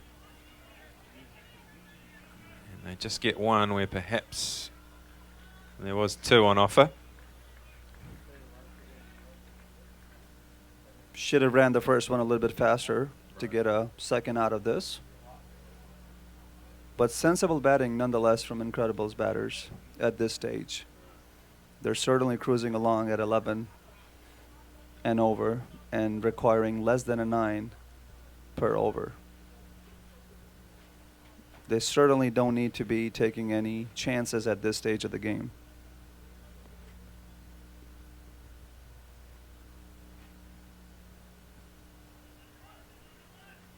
So Qureshi finally shows he is capable of running a single or doing anything other than hitting boundaries. Ticks the strike over. Haven't seen many flighted deliveries today. This was certainly one. Could have been dispatched down to the mid-wicket region. Short. Pulled. And that is out of here. Another maximum. You can't afford to drop short. Like you're saying, there's nothing really working for the spin bowlers. If you drop short, it's just going to sit up and ask to be hit. And Shahir obliged. That is his second maximum. Absolutely. Hardly any margin of error for slow bowlers in these conditions to be able to deviate from line and length. Certainly allows a set batsman to be able to completely tee off wherever they like to play the ball.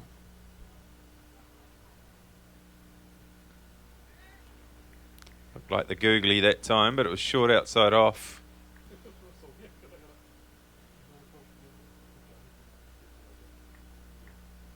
So relatively ineffective from that line. A dot ball though, which is crucial. They need to try and string a few dots together here, do Bolingbrook, create some sort of pressure.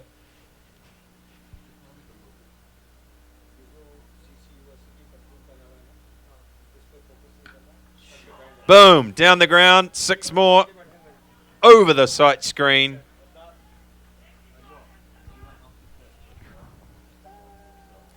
Beautiful shot. Jamie coming back to the last delivery. It was a good googly. Nonetheless, it had to be inside the body of the batter. It certainly went much wider off the off stump, therefore allowing the batter to create the room and actually guide it down to the cover region. Apparently I'm just bullying everyone.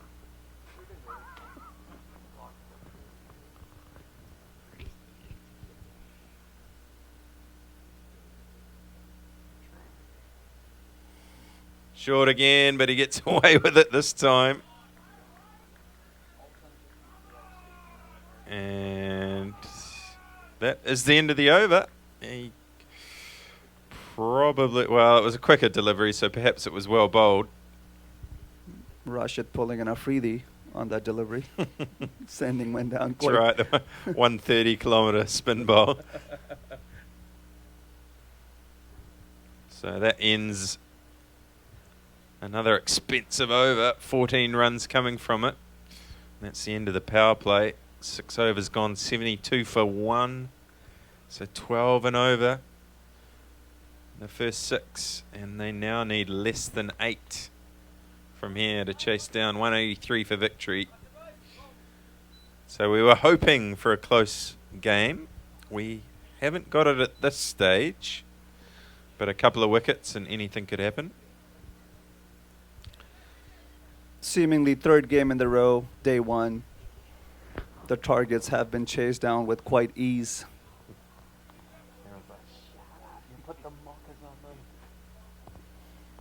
A moment of contention for Bolingbrook at this stage of the game. They certainly haven't been able to quiet down the incredible batters at this particular run rate in this particular format when your opponent is at 72 for a loss of 1 with 14 overs remaining at the required run rate of 7.93. It can very quickly go against you. And it's hard in these conditions for your bowlers to be able to come back and defend anything less than 7 and over in this particular format. Tell him Kabir has to come out and take off those pants. If not, he's disqualified. Kabir Hussain with the CC USA pants. Out. Now. If not, I'm disqualifying him. We should not be broadcasting that though. You can make an announcement. He's got to get off the field now. I just noticed it. That's my bad. I did not see his pants. No CC USA fucking pants in my field. Fully get that. You don't want that live broadcast it. We can Not broadcast it. You call the umpire. With the Umpire? With the walkie. Umpire? Umpire? Can you please ask Kabir to go out? He's wearing CC USA on the track, which is not allowed. Please look into that.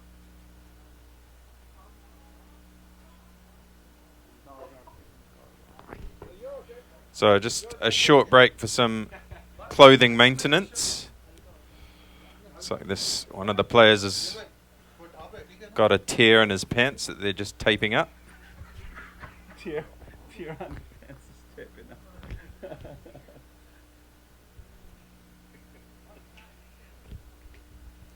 Clearly been diving around the field to try and stop the ball, and he's done some damage, so they're just taping it up. We'll be underway very shortly. And perhaps this is just the sort of break Bolingbrook needs to just collect their thoughts, have a bit of a chat.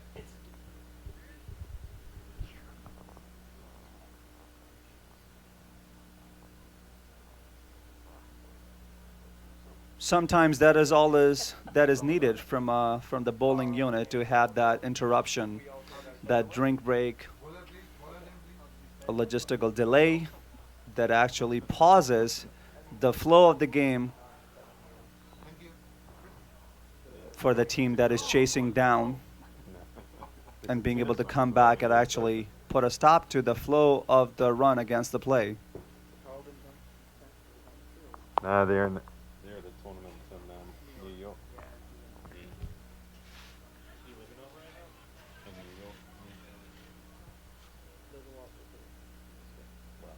That's right. I try to moderate idiots.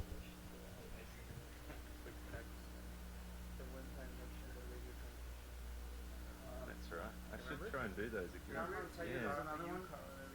we had a chat. That was fun. Yeah, that was good. I do.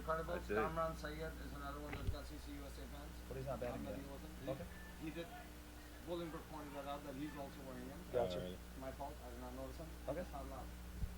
We'll keep our eyes open. I will. I'm not looking this way at all. Yeah, wardrobe. That's the one. Wardrobe malfunction. These two look to be at much ease. Hamad being at 18 off of 11, and Shahir being 31 off of 16. Guiding an incredible down and prevailing in this particular contest.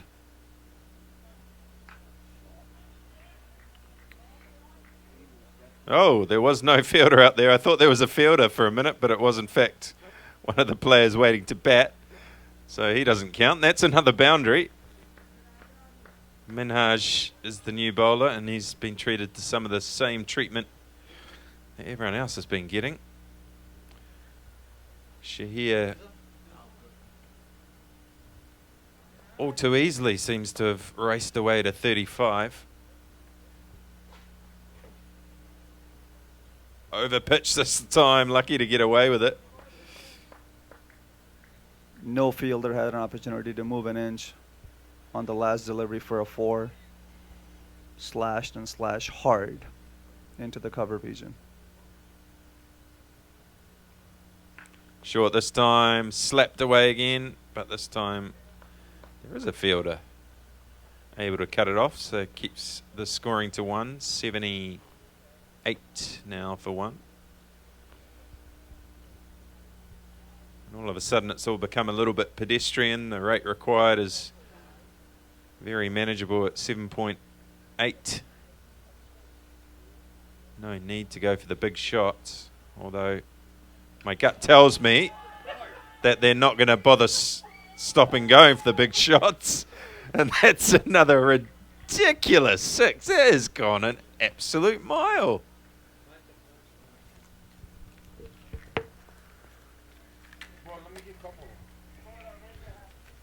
What a beautiful shot that was, Jamie.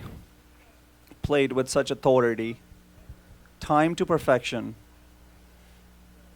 In such time that the aggression as such may not be required, but incredible batters seemingly wanting to not wait around a bit.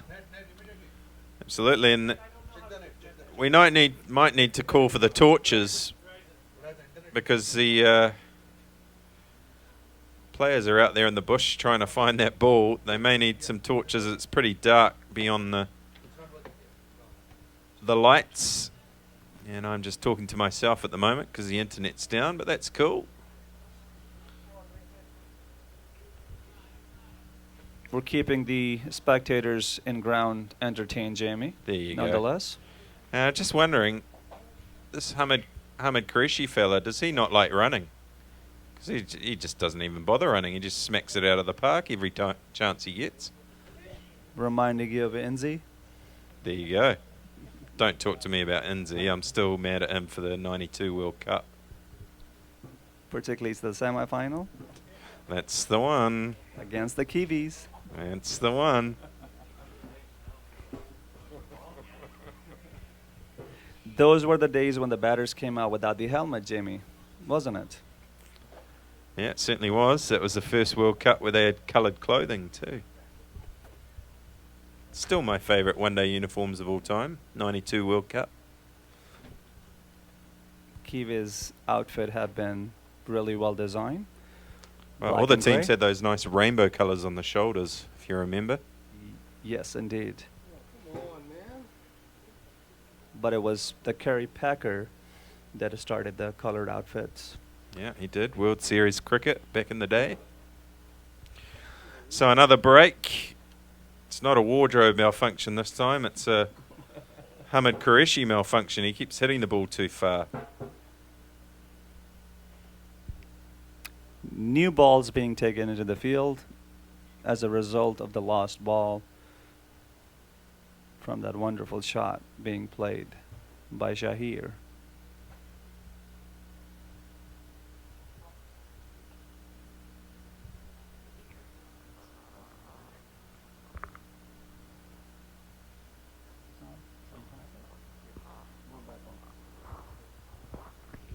So 84 for 1. The score partway through the 7th over. Goodness gracious. It's carnage.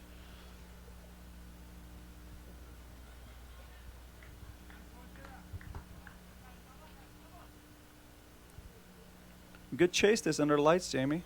It's a great chase so far. And this time they will scamper through for the single. Qureshi proving me wrong. He is capable of running between the wickets. And I hope there's some players from Pakistan First, the team based out of the New York, New Jersey area, watching this game, because these guys are striking the ball at least as hard as you fellas. Bit of a challenge.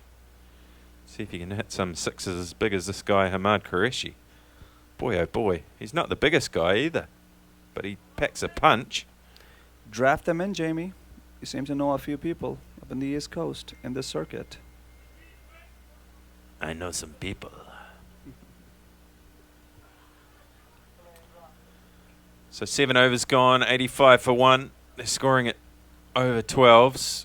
Rate required at 7.5. And it looks like the skipper's said enough is enough. I'm going to bring myself on. See if I can limit the damage. I'm hearing some incredibly funny commotion from the spectators, particularly from Zubair Huq, who promised that if I were to take his name on this live broadcast, he were to buy me a drink. So there you go, Zubair Huq. Your name has been mentioned indeed.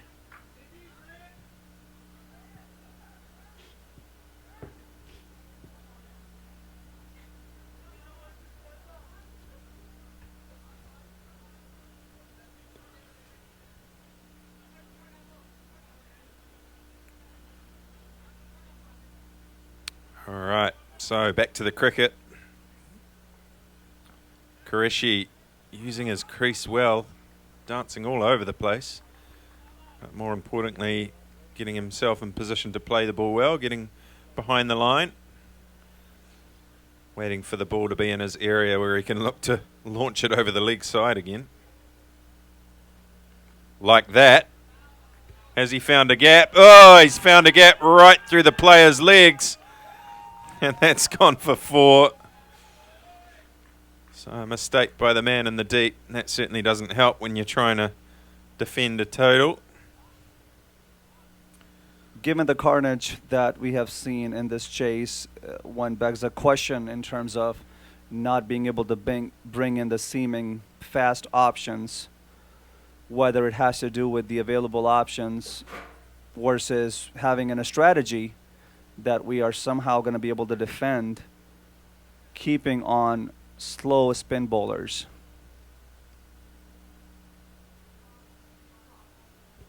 Well, to be fair, the faster bowlers also went for plenty of runs. As this time he looks to try and milk a wide, but it hit his equipment in the end. That was a test padded delivery.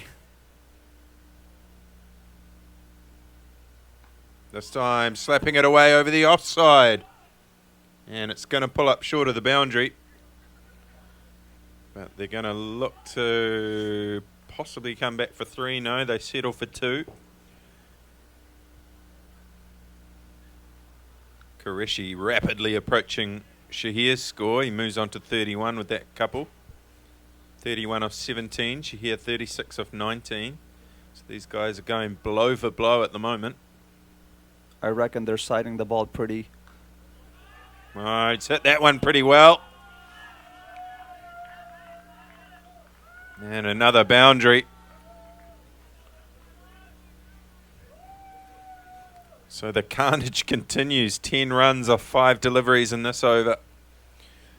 And Hamid Qureshi seemingly cannot be stopped at this stage. To be fair, though, they haven't bowled particularly well to him.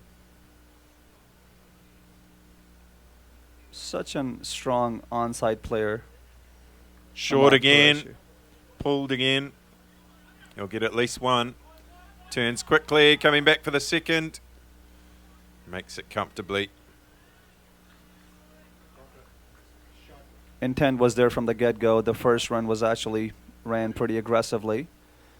And that's the advantage a batting team has, being able to turn singles into doubles if they actually run the first one really hard and fast.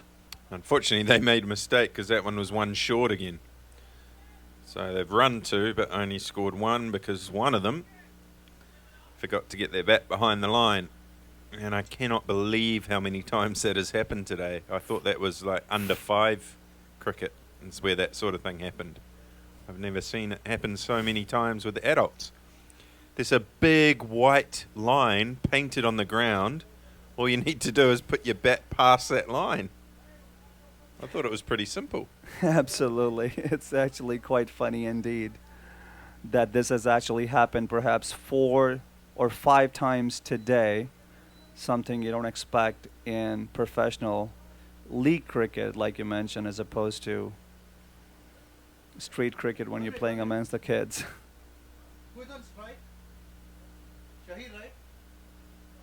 Qureshi's on strike now. Shahid, yeah. Because that was 1 run. One run shot, yeah. Oh, yeah, you're right. Waller? Bowlers that leg spinner from a few overs Waller? ago. Minaj? Umpire, Waller name Minaj, is that right? Waller name? Waller name check please. Thank you. What's the name of the ball? Qureshi coming on to bowl the 13th over.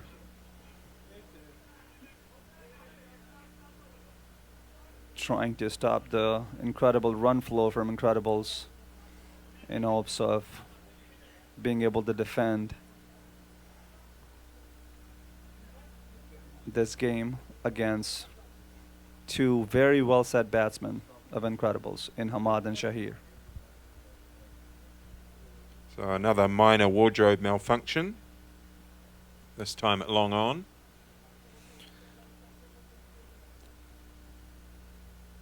Apologies, it all seems to be falling to bits for Bolingbrook. Their uniforms are falling to pieces.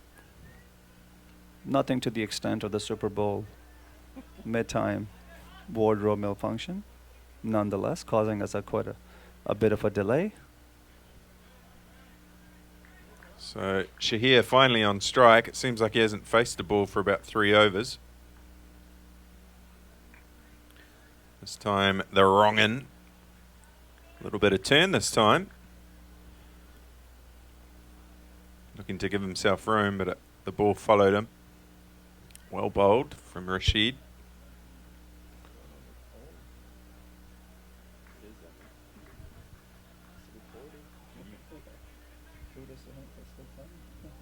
Absolutely.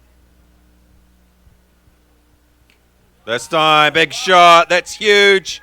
Another massive one that's cleared the boundary by 20 or 30 metres. And it's into the bushes again. Oh, dear. Are we going to have another lost ball? Surely not. No, the fielder's found it. Well done, that man. No opportunity for us to be able to sight yet another deer and making our cameraman staff work for it. But it was such a beautiful shot down on the one knee and hoik over to the mid-wicket region. Time to perfection.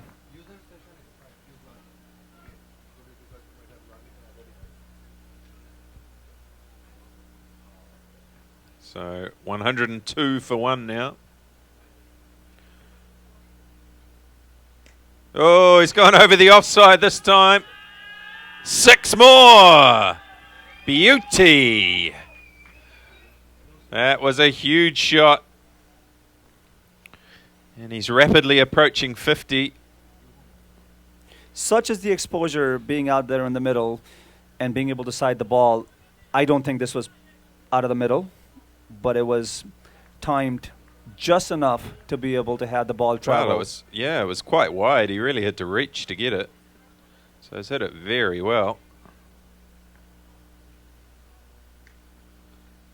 And this time he finds the fielder on the leg side. So 48 now. Shahir.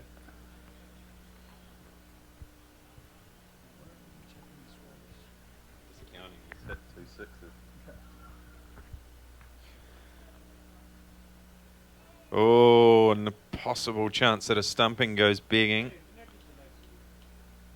Be interesting to see what the signal here is. Leg by.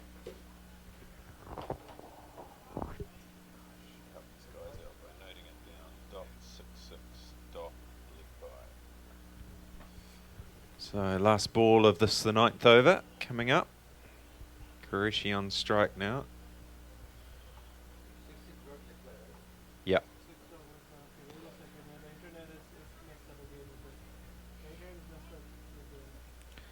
And eventually a dot ball to end the over. So 12 runs from the bat and 1 leg by from that over. Another big one for the Incredibles. And at the end of 9, it is 109 for 1. Quite interesting to see a couple of deliveries in these overs that were sent down wider off the off stump, and batters attempted to actually play it on the onside and didn't actually attempt to play it into the covers for single or double.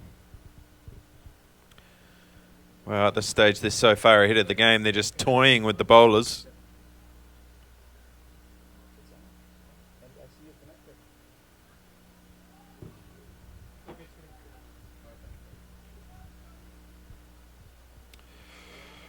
So, Rick, what can Bolingbrook do here? They got to take wickets. They certainly need not to have a let up in their body language and be able to produce some effective bowling as well as fielding to at least get in a wicket or two in attempts to put this incredible flowing chase to some sort of a slowdown. 6-6 dot, leg by dot.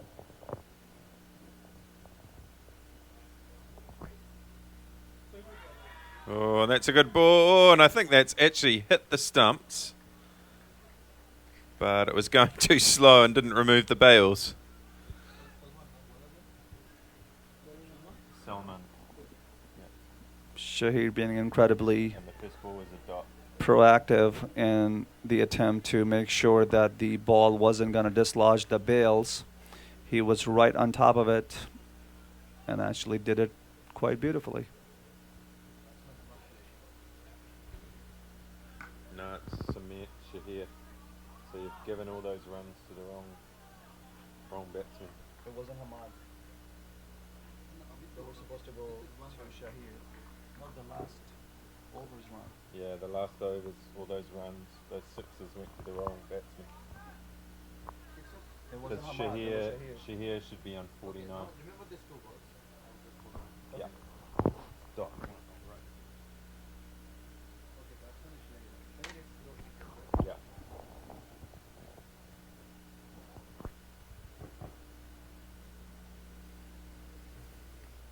Big swing from Qureshi.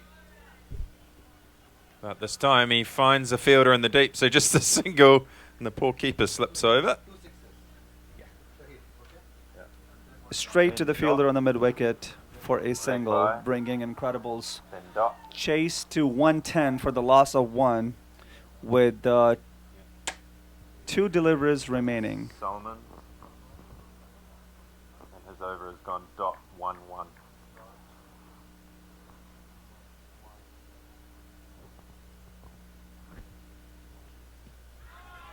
Oh, and that struck the pad.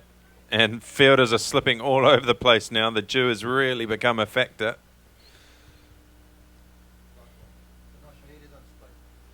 I'm not sure what just happened there. Was that a leg by? Did he signal? No signal yet from the umpire. Can you ask the umpire if that was a 1? Because if it was a 1, it means he's got his 50, right? That one that just happened was the 4th ball. But I'm not sure what happened. Okay, so he's got 50.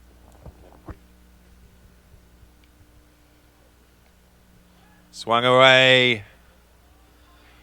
And that'll be 4. And in all the excitement, the delivery before that, we forgot to mention that Shahir has in fact gone to 50. So well done to Shahir. 50 off 26 balls. Qureshi moves on to 41 with that boundary. Quite interesting to see, Jamie, the number of shots being played across the line. Slightly uncharacteristic under the lights as a chasing unit, but such is the trueness of the wicket and the batters being settled and being able to side the ball that most of the shots, big shots, have come through actually across the line. Well, it doesn't entirely surprise me when you have a look at the way Qureshi grips the bat. As we see him wide this time down the leg side. Salman looking to come around the wicket. But yeah, have a look at the grip. Have a look at the angle of the back lift of Qureshi. And you'll see his whole setup is basically for hitting across the line. Bottom hand. And he's in perfect position to do exactly that. Knock it into the leg side.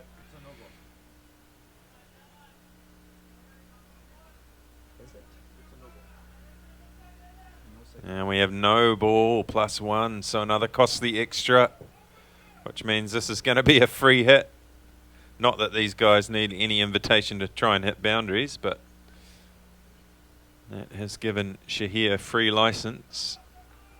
More disappointment for Bolingbrook in attempts to make something happen and being able to defend this total. This has certainly been an expensive over from Salman for Incredibles. And he has bowled a knee-high full toss, which has been deposited over the spectators' tent. So that's exactly what you expect from a free hit.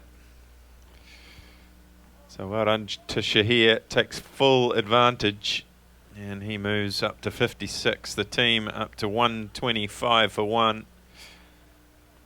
10 overs gone, and they're absolutely cruising here.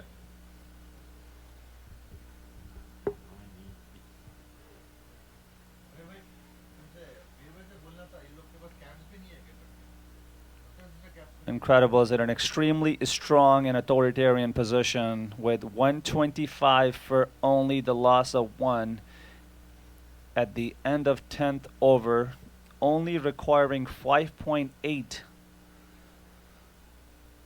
to finish the chase, and they're going strong.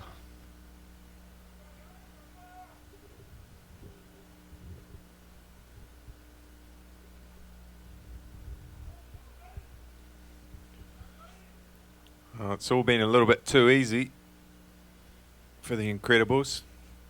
We thought chasing 183 for victory would be a tough task, and particularly when that 1 wicket fell early, we thought maybe this will be a nice, tight, close game for all the spectators.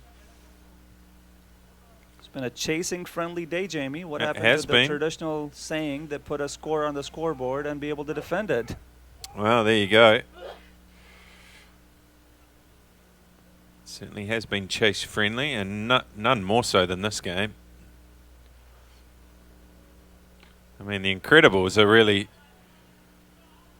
putting a stake in the ground and saying, hey, we're here. There may be another couple of teams that are filled with international players, but don't count us out. We've got some firepower of our own. And if they go on to win this match from here, which you'd think they would, they're certainly going to send a couple of shockwaves through the tournament.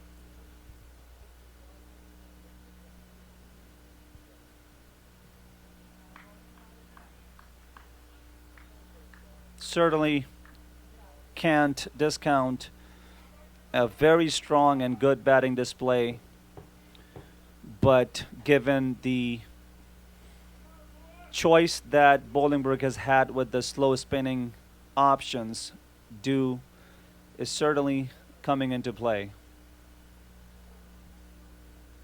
Yeah, I think Dew was a factor there, as it completely got away from Minhaj and away from the keeper. Couple of wides.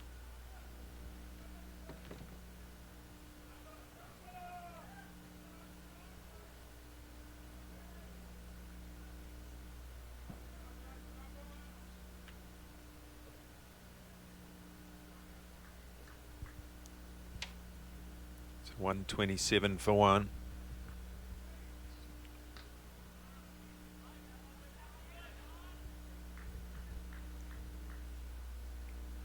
Single down to the onside, comfortably taken.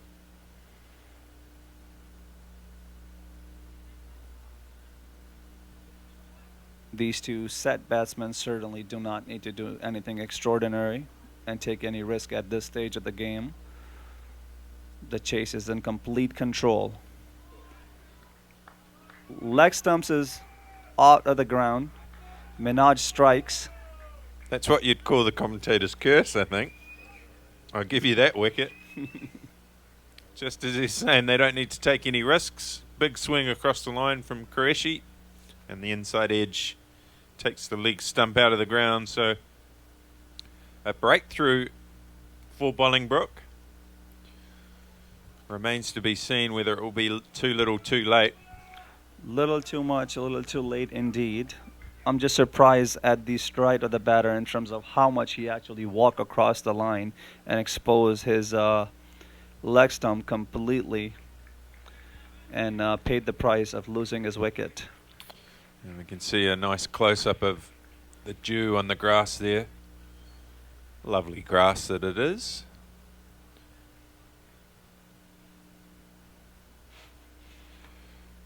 Well, there's still 55 runs to get. If they can bowl a couple of tight overs here.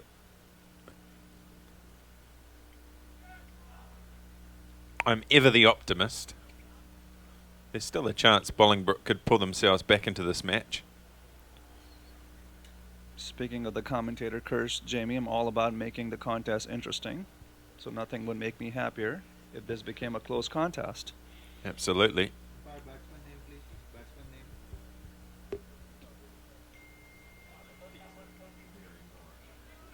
We don't have jersey numbers. We are going by name. Please, name, please. Thank you. Saqib Chaudhary. Thank you.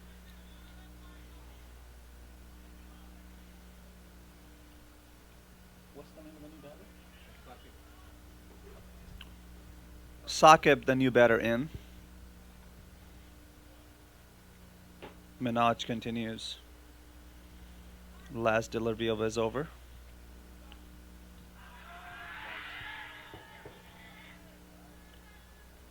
Plenty of bat on that one. Not sure what the appeal was for. Perhaps just the enthusiasm from having gotten the last wicket.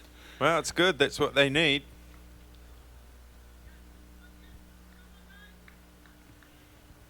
Sound was actually quite significant off the bat on the last in terms of the appeal. But a good over this. Just 3 runs from it and the wicket.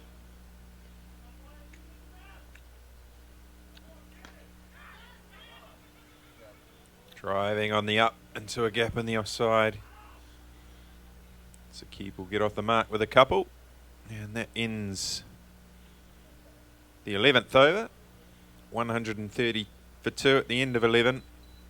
So 53 further runs required from 9 overs. Plenty of wickets in hand, plenty of time to score those runs. As we see the lights taking full effect here now at the BPL cricket field. Just a reminder that you are watching live coverage of the inaugural Liberty Cup from the BPL cricket field. And this is the Bolingbrook Club against the Incredibles. And just a big thanks to our sponsors, Liberty Medical Centre, Pepsi, Gatorade, and of course Cricket Clubs for bringing us the live scores.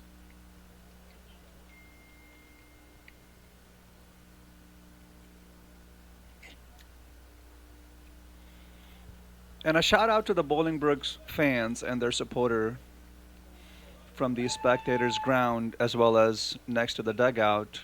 Given what they have been up against, there has been a lot of support.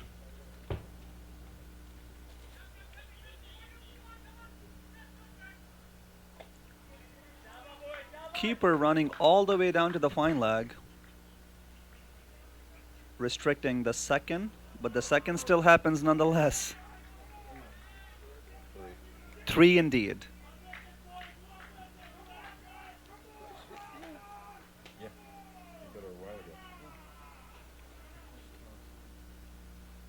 How's your knee? It's doing good. Okay. Hopefully it's good for the rest of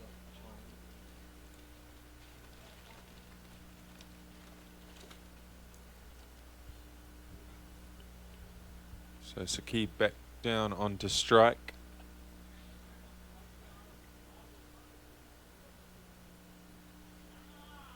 .50 runs exactly required from here. Under typical circumstances, you would fancy chasing this down with such ease with 8 wickets remaining in the bank. 9 overs to go, nearly.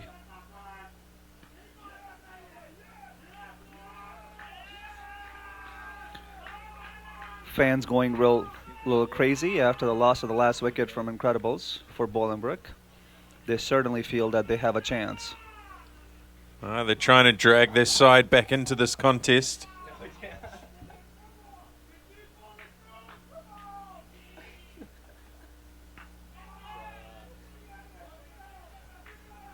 Pulled into the onside. They'll just get the single though. Jamie, I'm a little confused now. The rooting continues on a good shot as well. I'm not sure who they're supporting. It's just all-round encouragement. It's good to see.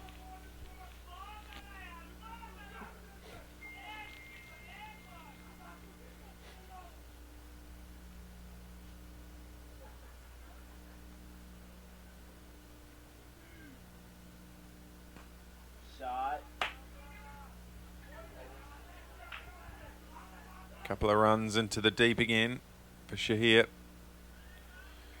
Continues to bat fluently even after the loss of his partner. Saqib respecting the well-settled partner in Shahir, giving him the strike.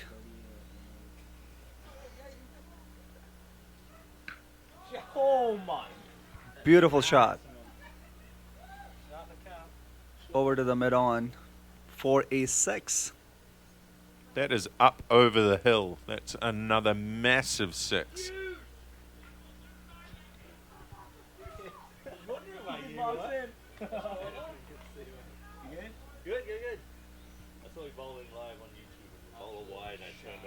Incredible batters wanting to finish this up and be home as quickly as possible, as it appears. That was his best.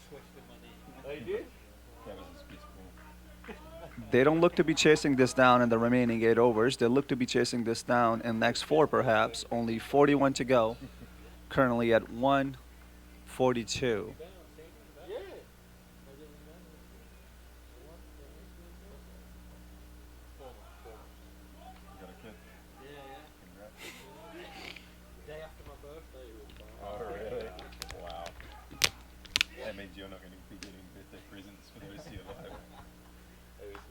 Oh, that is a ridiculous shot.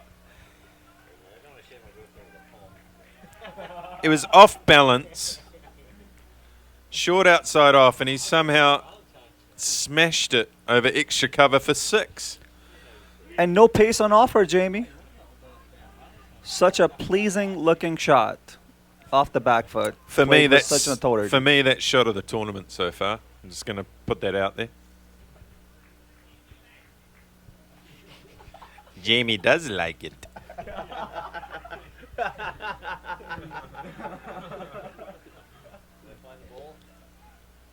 Probably not. I think we've been through about half a dozen mistakes.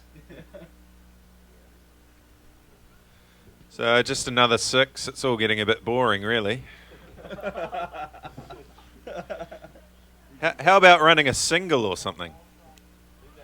148 for 2 off 12. Running between the wicket is outdated, Jamie. Just 35 required from the final 8. 4.38 is the required rate. Shahir racing away to 74 off 32. And yes, they are looking for some new balls yet again. This would be the 2nd or 3rd ball change of the innings. Being up against the wall doesn't appear to be the case for Bolingbrook to have a trick up their sleeve at this stage of the game.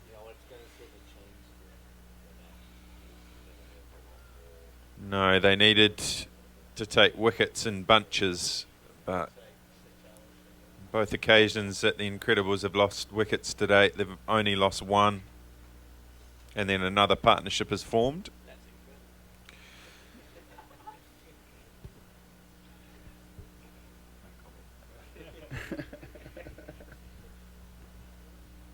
But they really needed to take 2, 3, 4 wickets in a clump to have any chance of coming back into this match.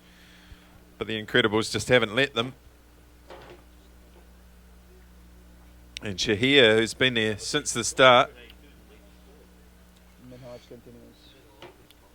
Yep. 74 from 32. And he's hit some monster 6s.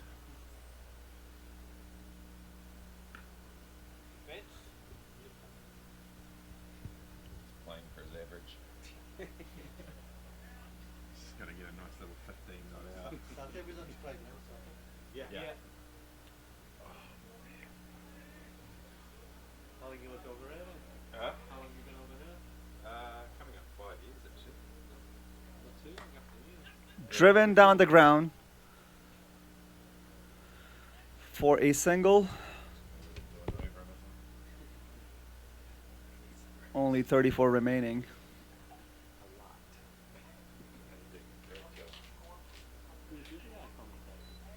What's that? Where he's gone. Maybe it's past his bedtime. Amir. Saqib to face Minhaj. Yeah, I think so. Gone for 19 so far in his 3rd over. Bowling shorty. Played around the onside for 1 with comfort. I thought, oh, he must know him quite well. 150 up for Incredibles. Everyone knows that he's gonna bowl short. Impressive chase this by Incredibles. So you've been in this part of the country the whole time you've been here? Cut and taken into the covers. So Shahir goes for 75 off of 33. Beg your pardon, Saqib goes for 4 off of 6. A bit of a struggle. Where do you want to go? Go and get a job with the ICC.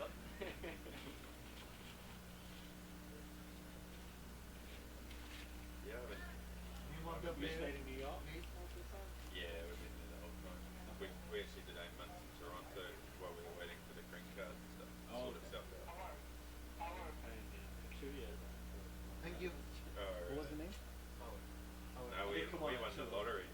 Khavar being the fielder who took the catch of Saqib.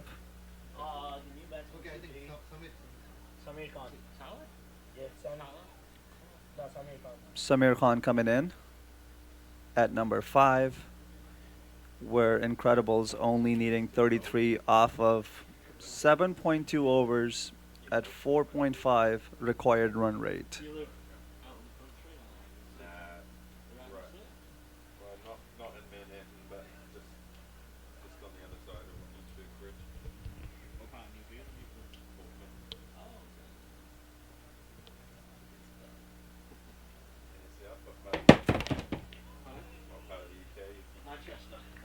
Well bowled this by Minhaj.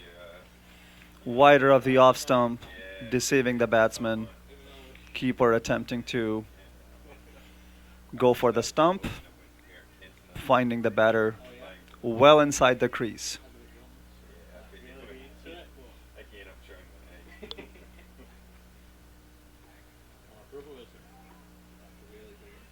Another dot delivery by Minhaj.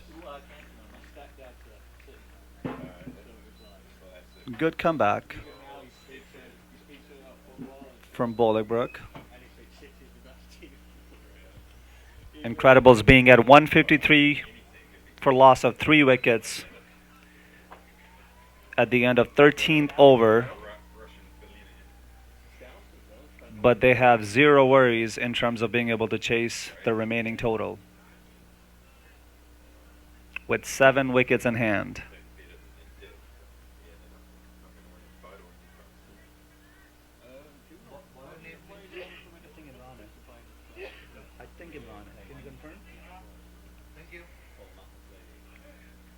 Imran to continue his spell for Bolingbrook. Seamers really haven't been brought back on since the initial spell.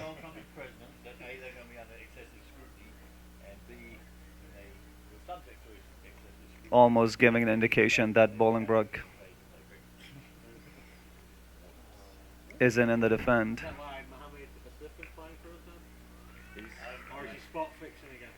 Good shot into the covers. This should actually get to the fence, and it is a 4 indeed.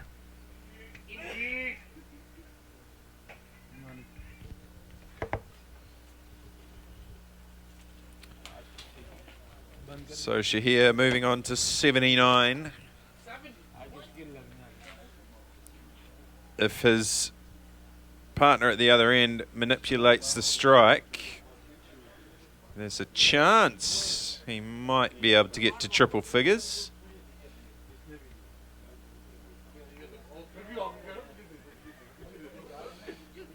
And he'll get a single here to move to 80.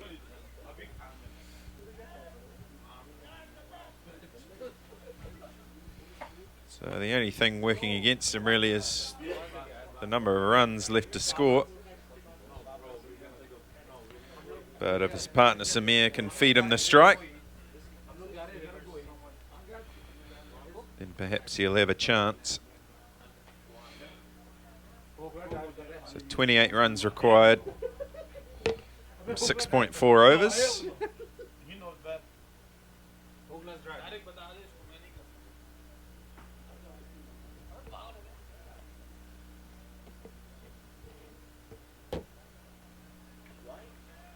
Wide outside the off stump, but just inside the tram lines. Anyway, for the sake of Shahir's chance at getting 100, we don't want any extras. This one cut off at point. Oh dear. Oh, he's just managed to get back there. Probably should have been caught short. But the bails took a little bit of time to be removed for some reason.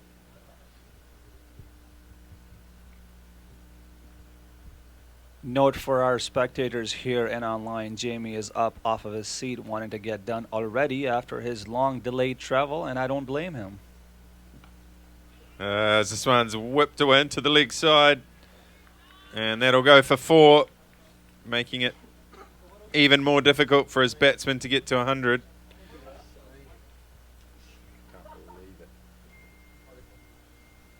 And I think that's exactly what his partner just told him. So the second boundary in the over takes the team score to 159. 24 further runs required.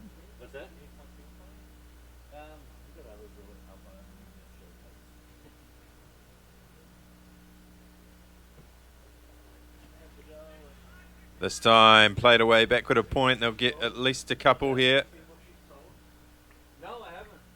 In fact, just the one, so he does exactly the opposite of what I thought he might, and he's managed to keep the strike for himself, has Samir.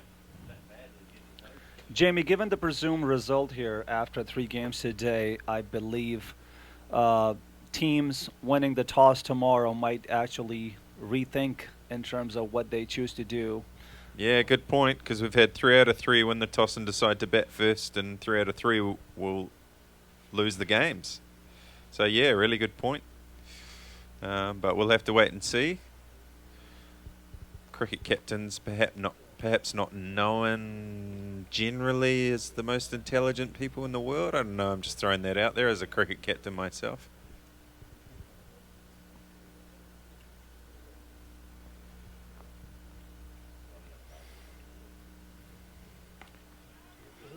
Oh, he slapped it away into the offside. It's going to pull up short of the boundary. And they should run 3. They will, which means Shahir will get on strike. Finally.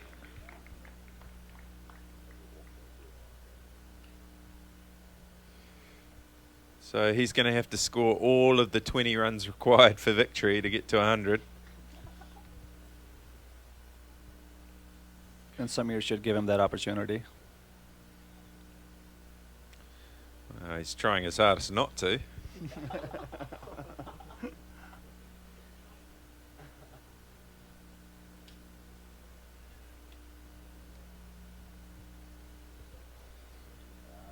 Often escapes me why batters at this stage of the game would like to make sure where the guards are.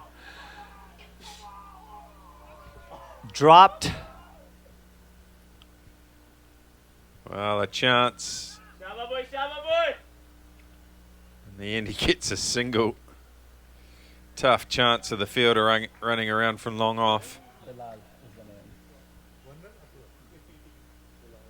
Yeah, just the 1 run.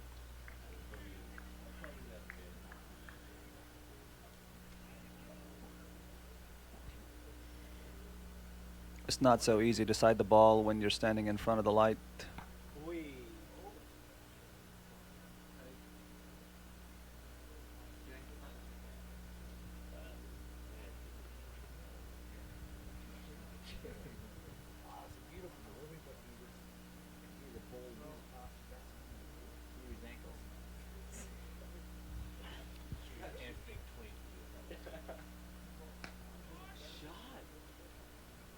Driven into the deep for a single.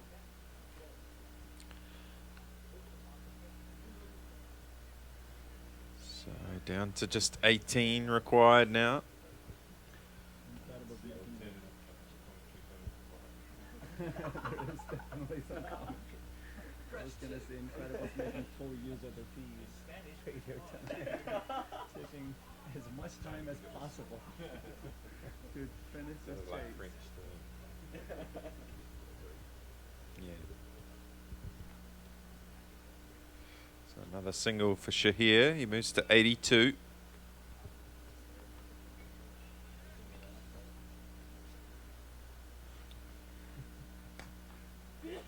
And again, Samir is going to pinch the strike for the next over. Jamie, it's almost an anticlimax for this chase to be done with singles, given what we have seen so far, has it not? Yeah, I'm trying to get home to bed. It's been a long day, and these guys are just drawing it out.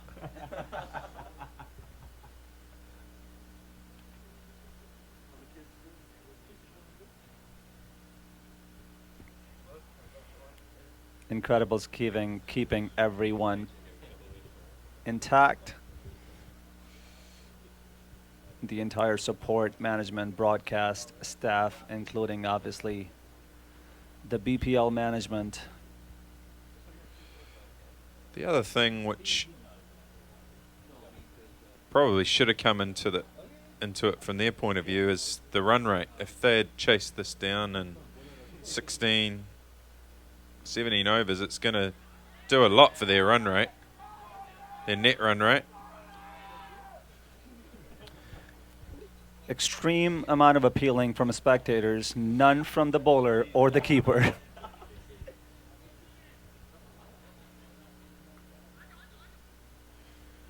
And they run a single to get Shahir on strike. Still an outside chance he could get to 3 figures here.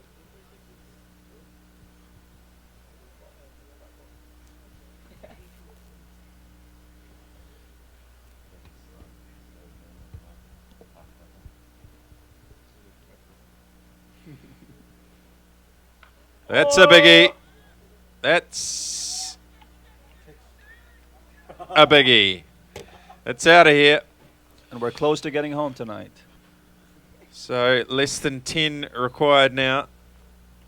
Shahir goes to 88. The team scored a 174 and 9 required from 4.3 overs.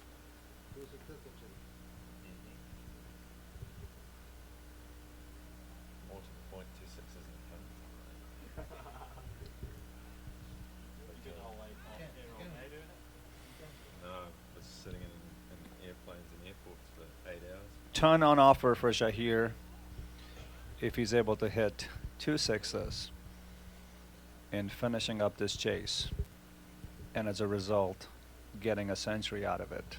The first would be Change of call. It is in fact a 4.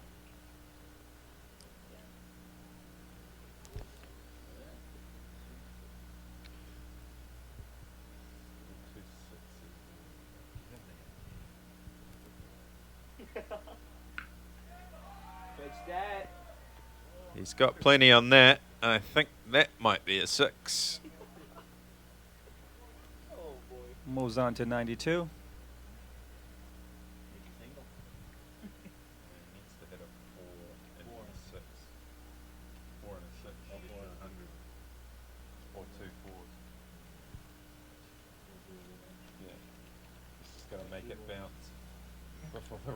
That's going to be his biggest challenge. As carefully calculated by Julian and Jamie, Shahir has to hit a 4 and then go for a 6 to finish up his ton.